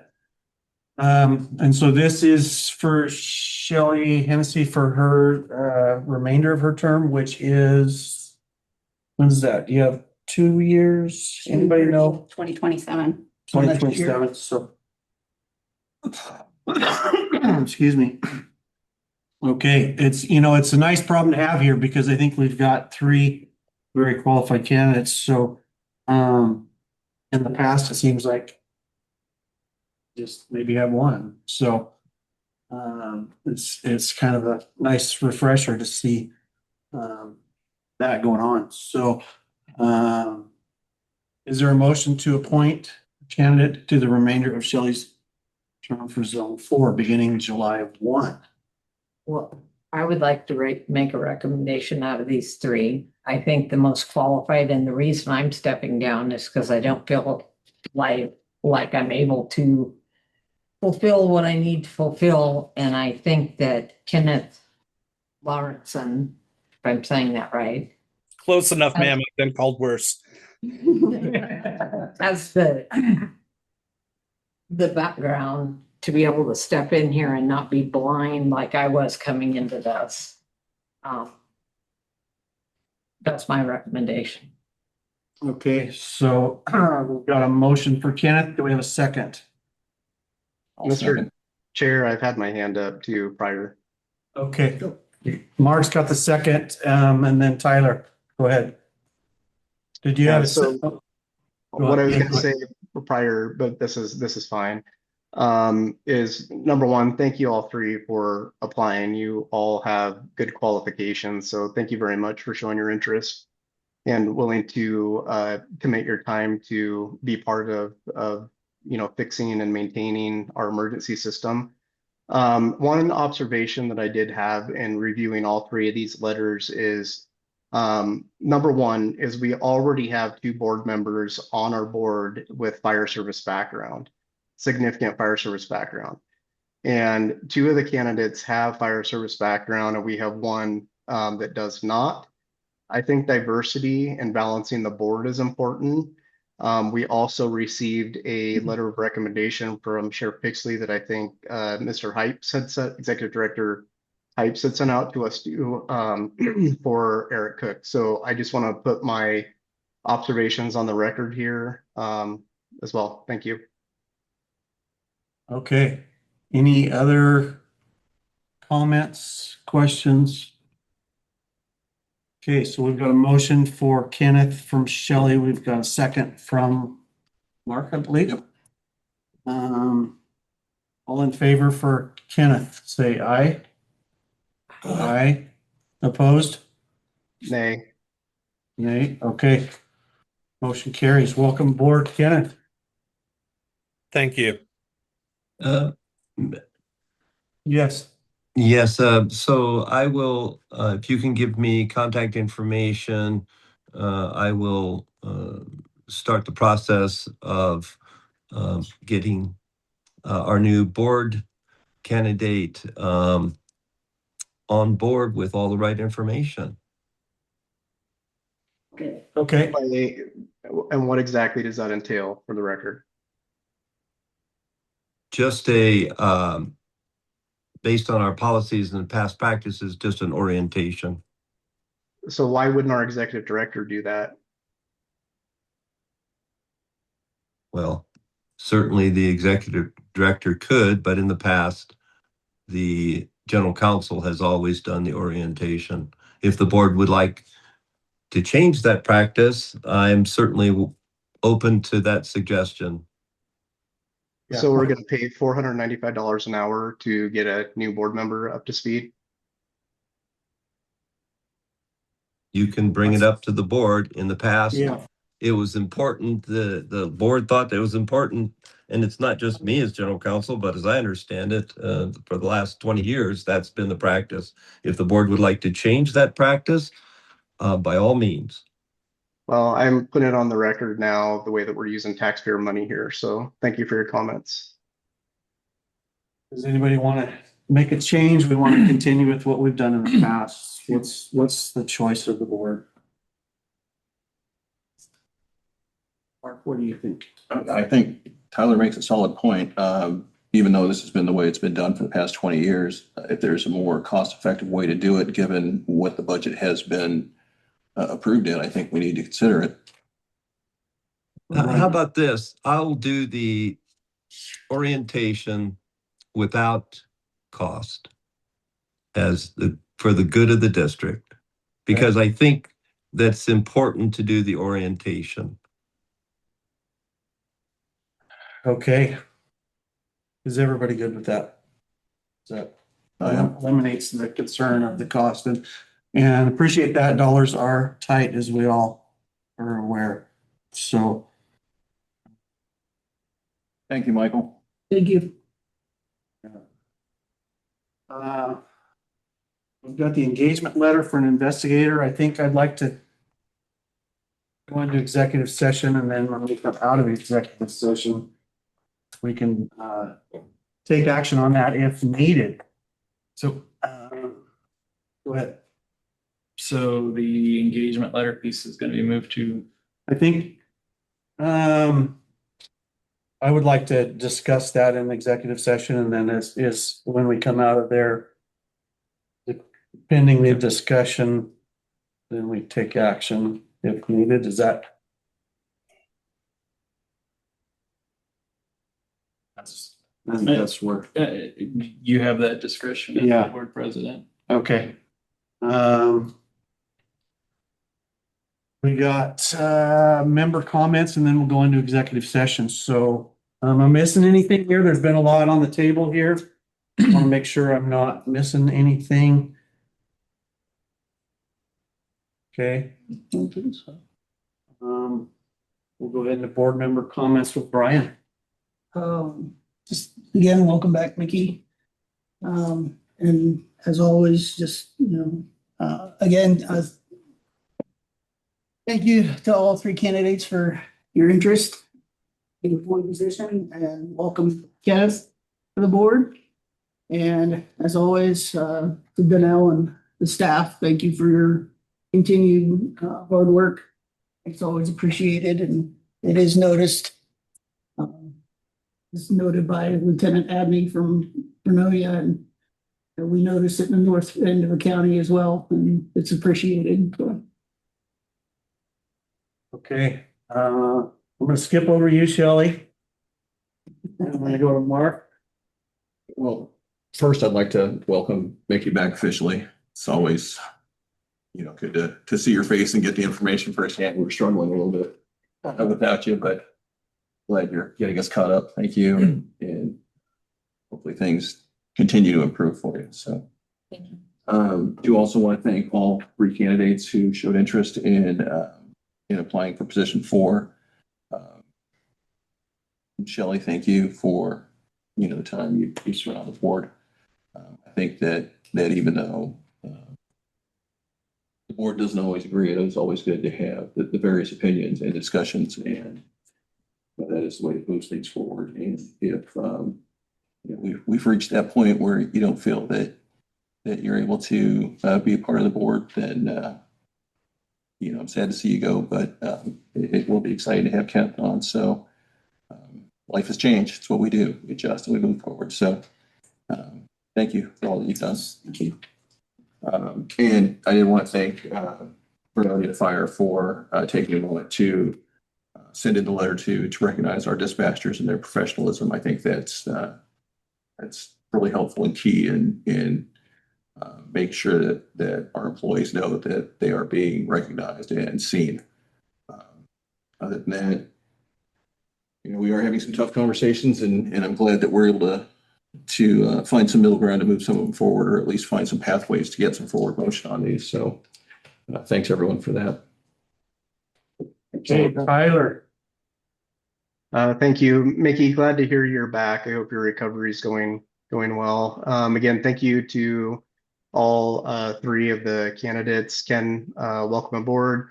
And Shelley, even though we haven't always agreed on things too, thank you for your time, because no matter what, being on a board such as the 901 district or city council or any elected board too, it does take significant amount of time, which I think a lot of people take for granted or just don't understand.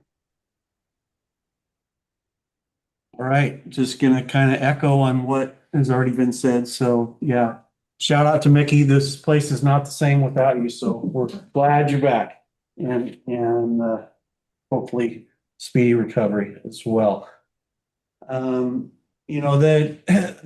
The chapter 4, that was a good example of agreeing we disagree, and we're trying to work through that. So everybody doesn't always agree on the best way to move forward. So I felt like that was a good process. And the 3 candidates, I already mentioned, in the past, I think we've had 1. So it's a tough decision to make. 3 very well qualified candidates, and welcome aboard, Kenneth, and look forward to having you on the board.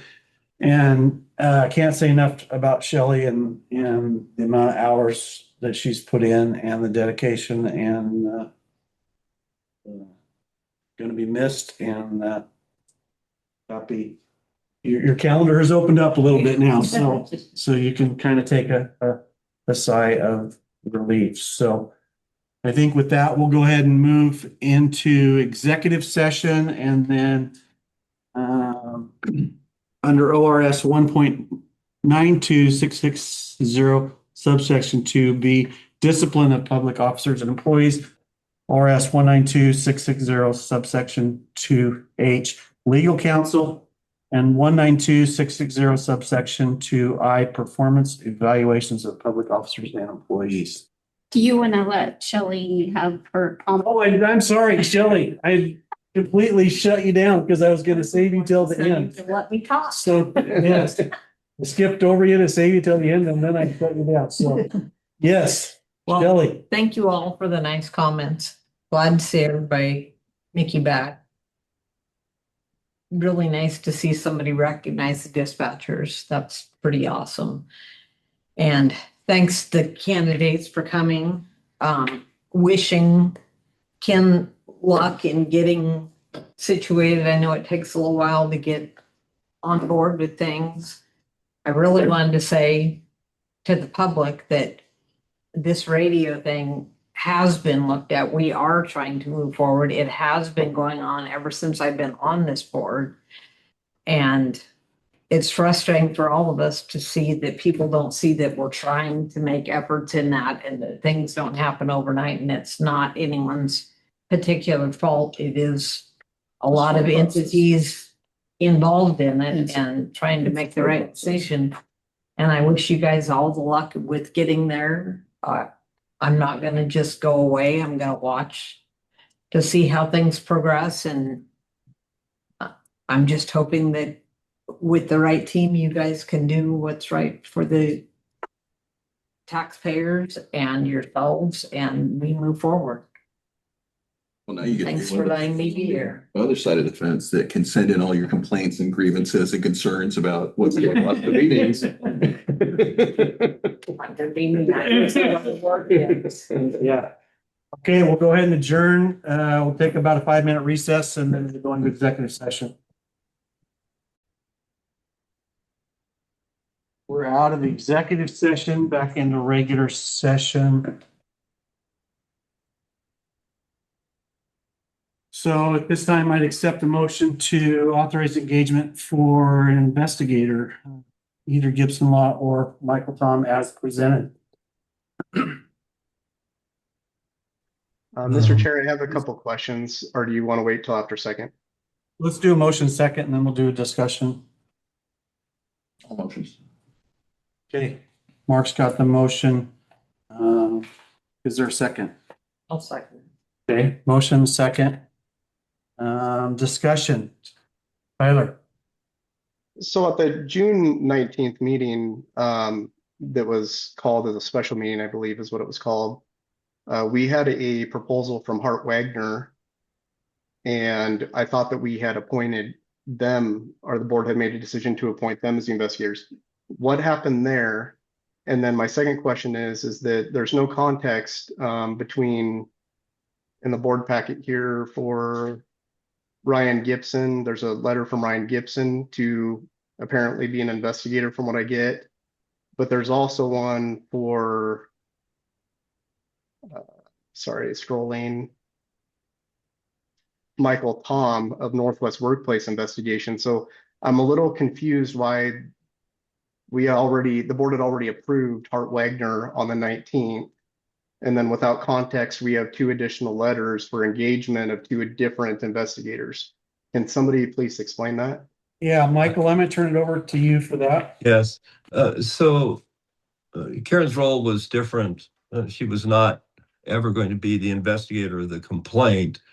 We determined that an independent, neutral investigator was required under these circumstances, and I'm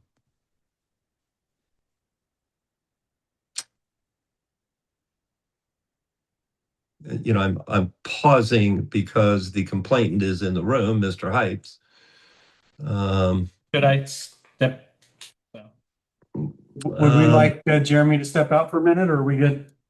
Well, it's going to be, this is public, so it's kind of an odd situation, but I will continue. So what we did is we went out and found two potential investigators, and they've come from a little bit different backgrounds, but I thought that the board should at least be able to look at the qualifications and the cost of each. And so Karen O'Casey is not doing the policy required, employment law required investigation. We're higher. And so these two potential investigators have submitted their engagement letters for the board's review and approval of one of them. And then I will say that as part of this process, we need a point of contact, and the operation manager, Danielle Hooper, is the next point of contact in the ordinary course when the executive director is unavailable. And so if you were to appoint to pass a motion to engage the investigator, then, for example, the investigator will likely want to come on site, interview, do the normal process. That investigator has to be CJIS qualified, and Danielle has to take part of that. She's got to coordinate getting people, whoever he wants to interview. That interview will take place in the public section, not behind the locked doors. And so as part of the appointment of the investigator, to get this done correctly, we need the board to also appoint Danielle Hooper as the point of contact for the investigation, because Mr. Hypes cannot be involved. Okay. Anybody else have any other questions, concerns, comments? So Mark, you had the motion. Is it for Gibson Law, or is it for Michael Tom, or do you have any other discussion on either one of those? I didn't motion for a specific. Is there one that has more government entity practice experience? You know, I can answer that. I think that here's how this worked. We first went out and I got a referral, and then I got a second referral, and I think, to answer Mr. Miller's question directly, I think Mr. Tom's that's all he does is these investigations. And so, and also his per hour charge is less. And not to say that the other candidate or the other person isn't very qualified, but that answers Mr. Miller's question. Okay. Mark, would you like to amend your motion? Yes, let's amend that to go with our most cost-sensitive solution.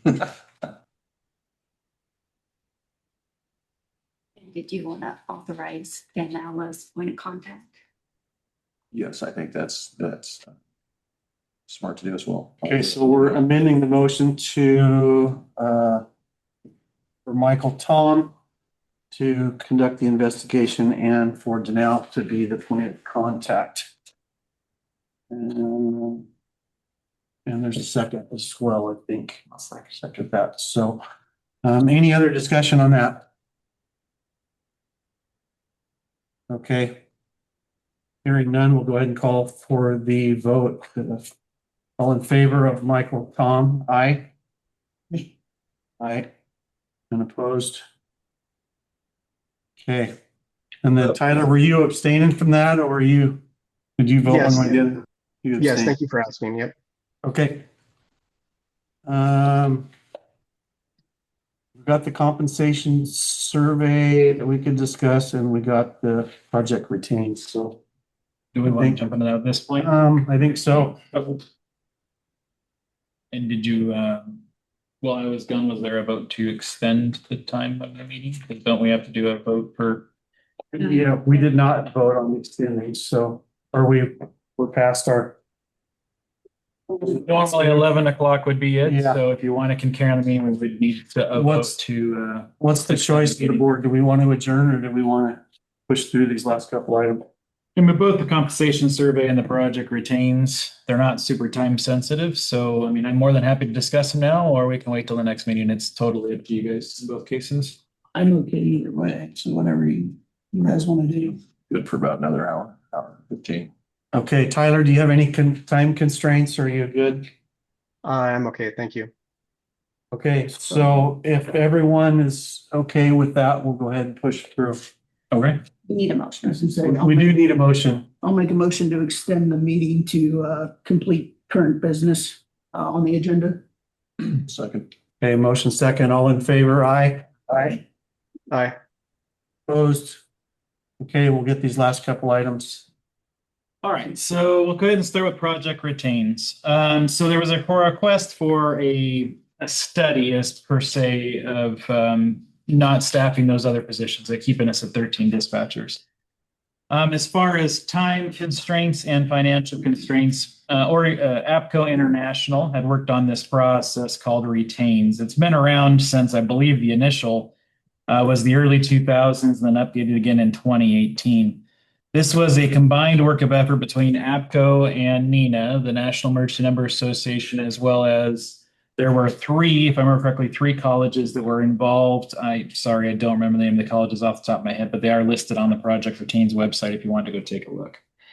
And basically this there is a formula that was used to put these together that is in the background of the process. You go into there, you dump all your numbers into the staffing formulas, and it spits out a number of what their recommended number is for staffing your dispatch center. And a lot of these are high level numbers, your service population, your urban or rural, but you see there on the first page, average time for your domestic violence calls, even amount of EMD, emergency medical dispatch calls, text to 911, so on and so forth. And then it also looks at how many radio positions you're staffing, how many different officers or fire units are on each radio channel. It also is part of the computation of the numbers. Now, just keep in mind, I know one of the questions is the admin side of the building. This report was really designed for staffing of the dispatch floor itself. How many call takers and dispatchers you need to staff your center. The admin side is something that is included in the report, but it is not they don't have all the numbers and computations and formulas built in the background for that process. So really what we're looking at here is more the overall current authorized positions and staffing summary. So really what it comes down to is they're saying, if you look at page 3 at the top, there's coverage positions. You have your leads. They're estimating you need 1.10 lead. We're at 2. They're suggesting 14.20 estimated FTEs. We're going to be at 11. So the overall computation, when you include our lead dispatchers, as they are full-time dispatchers, they're certified, they fill spots, is 13. And they're estimating we should be sitting at about 15.30. So 15 and a half positions essentially. And that does figure in their availability calculations, which you'll see right below that, which is how many hours need to be covered, how they're available, and that's taking in their sick time and their vacation time also in that computation. And then they spit out that number based on, I can get you guys all the supporting documents. The study piece itself from Project Retains, the main document that has the formulas in it is like, it was pretty massive. It was 20 some odd pages long. And I didn't think printing out 20 some odd pages was necessarily conductive. I can certainly email you guys the links to those formulas if you'd like to take a closer look on what those formulas look like. So what they're basically saying is to adequately staff our center, their recommendation is 15.30 or 15 and a half bodies. So we're about 2.5 short of what their recommendation is for staffing. All right. Any other questions or comments for Jeremy on Project Retains? Mr. Chair, I have a couple questions. Okay. So Jeremy, just to confirm, because of something that was said in your opening there, is this a validated program and analysis tool, or is this something that's still being worked on and ironed out? It has been validated. Like I said, I can send you the links for the different universities that worked on this project. So basically, APCO and NENA came together wanting to figure out a tool to provide the dispatch centers for us to look at summaries to get for our staffing. They then reached out to 3 separate colleges, I believe it was 3, and had them run it through their programs, do the research. And their research-based approach was what this program was based off of. If you go to the APCO Retains website, Tyler, there is a list in their FAQs. There is a spot in there where it'll take you to the actual papers that were turned over by those universities to support the document. I can, of course, forward you those links if you'd like once I get back to my office. No, that's okay. I just wanted to confirm because I was uncertain by it's not something said. Yeah, it's not like a shoot by hip product. They did go out and look for the research. I will say it, and the last update was in 2018, so probably could be updated a little more but they have not updated it since, of course, the use of AI in certain agencies and stuff like that. I don't know, being that we don't use AI, it probably wouldn't affect our numbers a lot, but this is the most current product out there that is, of course, time sensitive and fiscally sensitive. I can update this report at any time. You basically pay for one use a year at $100 for the report. So I can do it every year. We can update it and bring it out, especially when we go into budget conversations, have that as part of our normal budget documents to review. Okay, great. And then my second question is on page, I think it's page 3. Underneath the functions position. So I see you listed out, so it says functions positions. Function positions are roles that are independent of coverage or call volume. So I read that as being basically independent of anybody that answers calls or dispatches public safety personnel. That is correct. That's the, I'm sorry, go ahead. Didn't mean to cut you off. Sorry, go ahead. No, you're good. So my question here is, this report is not an analysis of the function positions. You're just simply listing out the different, what we'll call them admin and support positions that the district has. This isn't, I just want everybody to be on the same page here for clarification. This isn't saying that, yes, all these positions are needed per se. It's just asking you to list your other positions. Is that what this is? That is correct. They're just asking you to list those other positions. So what they have is they have coverage positions, call volume positions, and then function positions. So if you have your coverage positions are basically the people who are always on the console. You have coverage positions that I'm sorry, not coverage positions. The terminology for them. There's a separate set of functions for like your part-timers that come in just as call levels fluctuate. Our schedule is limited and designed for those in and out. We don't just call people in because our functions have gone over and our level of call volumes have gone over and above what we're currently doing. And that's what that's section for. And then the function positions themselves are specifically, they're just your additional positions in your facility. This study is not designed, and I will say it again, not designed to assess whether you need all those functions positions or not. This is really about dispatch staffing and coverage of the consoles. They just ask you to include that in there. just so that there's a full, complete report, just like they asked you to include job descriptions at the end that I had Mary Jo add to the report. It's just supplemental information to be provided for you guys if you had questions. Okay, thank you. I think my next questions are more related to the report that you included from HR Answers. So I'll save my other questions for that topic. Sounds good. Anybody else have any questions about the project for James? No. Okay. So HR Answers, when I reached out to HR Answers had already done a recent study for, it was, I believe, Tillamook 911. So they already had a bunch of this data that was already set aside, so it was real easy for them to pull from it. And so because it's an SDAO product, we had a certain amount of financial coverage in our normal membership to SDAO. So we got, I think it was 6 hours for free of their time. So between the 6 hours for free and then the additional work they did on their report, the total was a little over $2,500 for this. Now, this, because of the benefits in our agency, is tied specifically to the union contract. We get the same, besides just a few things like a technology fee, stuff like that, which is a minor fee. They are tied directly to the same benefits that the dispatchers get as far as your healthcare and those kind of benefits. So the specific was brought into they went in specifically looking at the actual wages and comparables for those positions. So just to clarify on that first page, those are the agencies they used: City of Astoria, City of Seaside, Tillamook County, Curry County, Lincoln City, and Klamath County. Of those that you see listed there, Tillamook County and Klamath County are 2 of the 3 special district 911 centers in the state.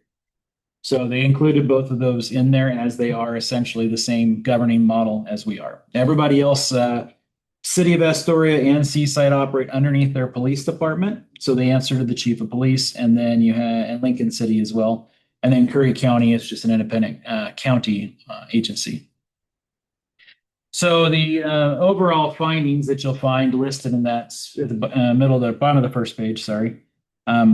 The Columbia 911 demonstrates a mixed compensation strategy.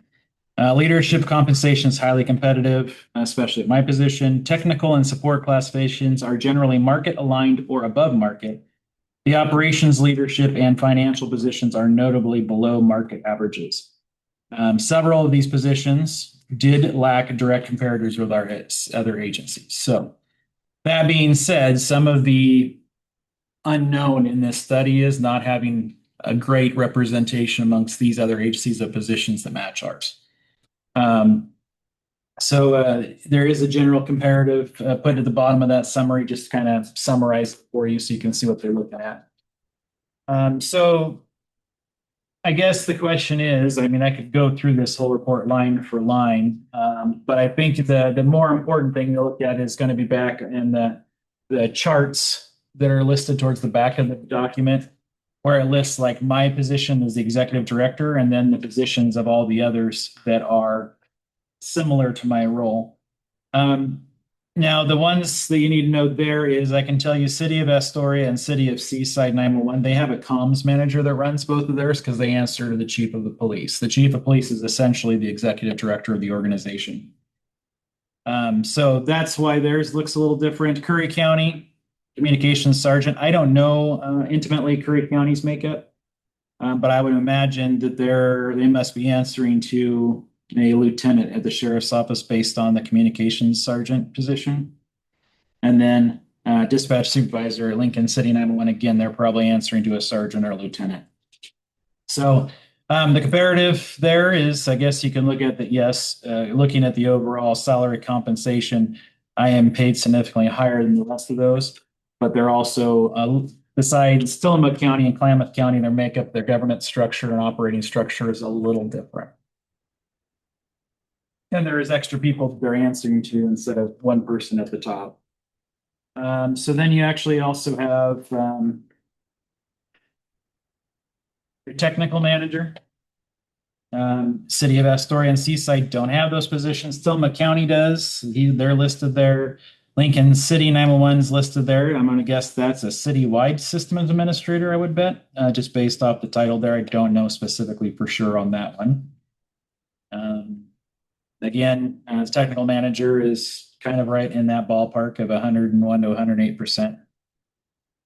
But then again, you also have 4 of those organizations that didn't have anybody in that specific role. So, operations support specialist is listed there. There was, of course, a lot of feedback on that one. Then you have your technical support specialist, which is Merck's. Not a single agency other than us had that position. That work is handled either by somebody working the dispatch floor or someone else within the organization or a contracted organization. So that one, they were not able to give us a good response on. CAD specialist, that's again, we have City of Astoria and us are the only 2 that have them. Those are also lacking comparisons. The operations manager. This one's a little weird because several of the people that were listed as on the executive director page theoretically are actually comms managers by description and what they do by work. So that report is also a little off because there's not enough back. And then the chief financial manager. Again, we only have 2 out of the 5 that responded. None of the other agencies had a training and certification code. So though we do have a report in my hand, I don't think this is the best picture of what our comparables are. And to Tyler's argument from meetings prior, I would guess he's probably going to bring it up today. It would make sense for us to do a full classification study instead of just the compensation survey. I've reached out to HR Answers to see if that's something they provide. I have not. She responded back with a follow-up meeting just saying that yes, we can do it. She's supposed to be giving me some dollar amounts on our estimation of what she thinks that time would be. But there are other organizations out there that can do studies. I was hoping there would be a little more data in here for us to mull through, but I don't think this is a real accurate representation of what we're looking for as far as going forth for the next budget year. And I think Tyler would probably agree with me that if we're going to look at the classifications, we really need to find a more robust study that actually truly matches us. And since we do have time, now that we've passed the budget, that we probably need to talk about doing a more comprehensive full survey of all the positions, including the benefits packages and all that, just so we have a much better picture before the next budget year of what that looks like and what the decisions are going to be for the staffing going forward. Anybody with questions? Yeah, I have, Mr. Chair, I have some questions. Yeah, go ahead. So I did send an email to you and Jeremy with these questions ahead of time, just because I wanted you to have the opportunity to be prepared if it's something that needed some communication or some research. But so a couple different things come to mind here. So one is that as Jeremy hit on, for a lot of these positions, there's no match. And so I'm also wondering what the size of these agencies are and what their similar comparables are and what positions they have to fulfill those job duties that are needed. And of course, the classification, the job position name, and then what they're being paid. I think that's one really important data point. And then the second one is basically what we had already talked about, I think, at the previous regular meeting, and that was that we're actually looking at the duties of each of these positions, because what I glean from looking at this right now is that it's just a comparison between job titles, and that's it. However, that doesn't get to the main ingredient, which is what are the duties that this position is actually doing, because that's what causes your classification and that's what causes your pay. And so to Jeremy's point that he already touched on, I think we do need to look at the duties that these positions are doing, what they're being called over at other centers, and then we look at the pay. Because I think without that foundational information, we have multiple blind spots here.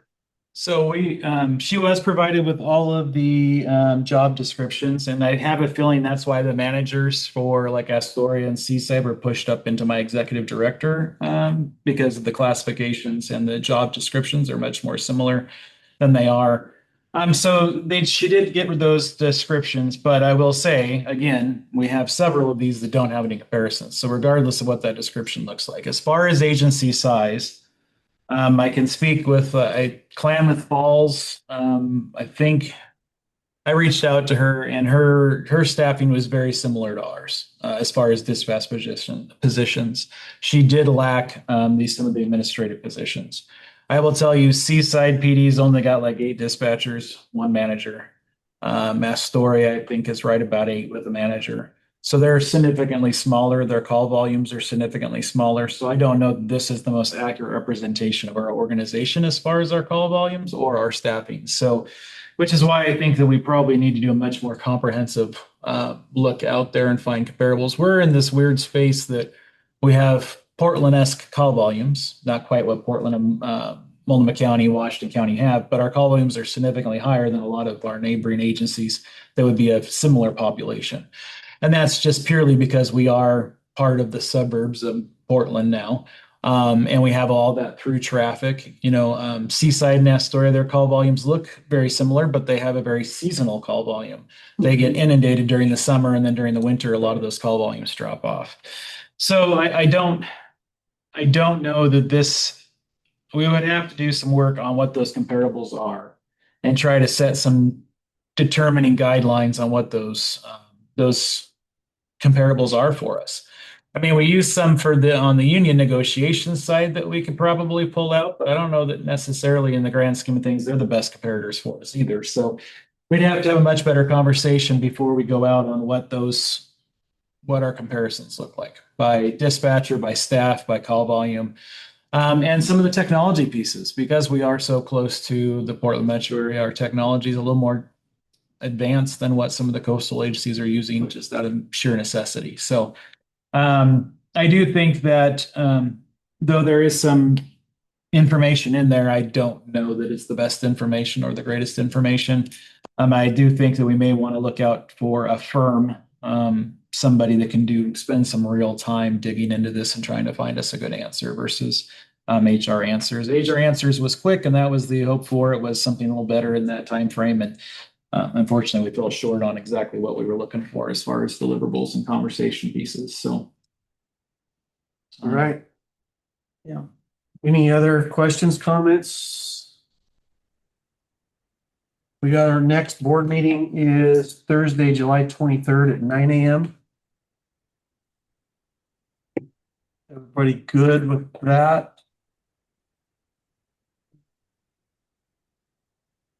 Yes, it is the 3rd. There. Yeah. 24th up here. I do? Oh. Sorry. Yeah, we've got the 23rd is what I'm showing. So Thursday, Sorry. July 23rd, 9 a.m. Look at this. Brian, you good? Yeah, I should be. Tyler, you good? Yes. Okay. Mark's good. I'm My good. schedule's about to be really free, so yeah. I'm Okay. sorry not to laugh at that, Mark, but Ken, yes. Ken, are you good on July 23rd? Yeah. Oh, you're muted, I think, Ken. Yeah, the fat fingers and old eyeballs. Yeah, the 23rd is good. The only thing that I have on my calendar is pick up poop in the yard. Okay. With that, we'll go ahead and adjourn the meeting 11:37. Mr. President, Yeah, before go you ahead. adjourn, I'm sorry, there was one other matter, and that was, or did you guys set it aside? So we have a transition issue. So Miller Nash has their engagement letter in. The board doesn't have any other engagement letters. Mr. Miller brought up that you usually do a change order in July. So does the board want me to stay on until July 31st so you can vote and get new general counsel? What is the board's desires? That was, correct me if I'm wrong, but was that not the discussion of the June 12th? I think we were going to do it July 1, and now it's proposed to maybe do it at the next meeting on the 23rd. So, Okay. Yeah, I'm good with the 23rd. Then is that good with everyone else? Mr. President, I have some comments about this, which I did previously emailed you as well. So technically, we're supposed to be going out for RFPs. We have $350,000 budgeted for legal fees for fiscal year 26-27. 250,000 is the threshold for personal services contract. So we're technically supposed to be opening up and getting proposals and bids. Now, I don't know if whether Mr. Peterkin stays on as general counsel through July, why we take care of that process, or it seems that, and if you look at Miller Nash's letter too, they're already suggesting that Savani's general counsel and what her rates would be, but also the rates are going up in Miller Nash's current proposal too to $400 an hour versus the lower 300s that Local Government Law Group and one other are proposing as well. I think a matter of being responsible and following the law, we need to get at least 2 other proposals and hopefully go with the lowest bid. Yeah, I guess we can add that to future agenda items, but I thought we'd already voted on this, discussed it, settled it, so. I'm confused by what you mean, because every July we appoint legal counsel. So we do, and the budget's based on the fiscal year. You're already establishing on the record that you're planning on spending $350,000 in legal fees, or at least have that budgeted. So because you're already suggesting that it's going to be over the $250,000 threshold that Chapter 279 states, we have to get bids from other legal service providers. Yeah, so I guess we'll add that to the July agenda. And well, what are we adding? Because we got to get proposals from those other service providers. So that's what I'm talking about. Okay. No, that's exactly what I'm talking about. So make sure we're doing that at our July meeting. So Got it. And okay. Local Government Law Group and that other firm, I can't remember the name. Brian Loveland from Bend is what you were suggesting, from Bend, Oregon. I think we should get a proposal from them because they practice government law. Yes. Right. They're from Bend. They're from Bend, Oregon. That's where their main. Okay. Okay. So I raised this, members of the board, only because I'm here to serve. I'll be more than happy to, June 30th, or if you want me to stay on in the transition until you can get this process done and then leave on July 31st when the next general counsel takes over, I will reluctantly do that as well. It's up to the board. Mr. Chair, I'd like to make a motion that Miller Nash for the interim, because it's already in their letter too with the established rates, and so that we can go ahead and just continue with what we've already agreed to with Mr. Peterkin and his date, that Miller Nash serve as general counsel for this basically 30 days until we get the proposals in. Okay, and Tyler's got a motion. Do we have a second? I'll second. Okay, motion and a second. That was the original plan, and then it was brought to our attention to wait, but I'm good either way, really. Any other discussion, comment? Okay, we'll go ahead and call for the vote to accept the original plan for is it July 1 for Michael for to be done, and for Miller Nash to step in the interim until our next meeting. So, okay, all in favor of that? Aye. Aye. Opposed? Okay, motion carries. And thank you, members of the board. I appreciate that. Yeah, your schedule just opened up, Michael. Okay, appreciate everybody's time, and once again, welcome. Is it Ken or Kenneth? You want to go by Ken? Yeah, I go by Ken, please. Ken. Okay, welcome aboard, Ken. Shelley, good luck in the future, and appreciate everything you've done. And thank you, everyone.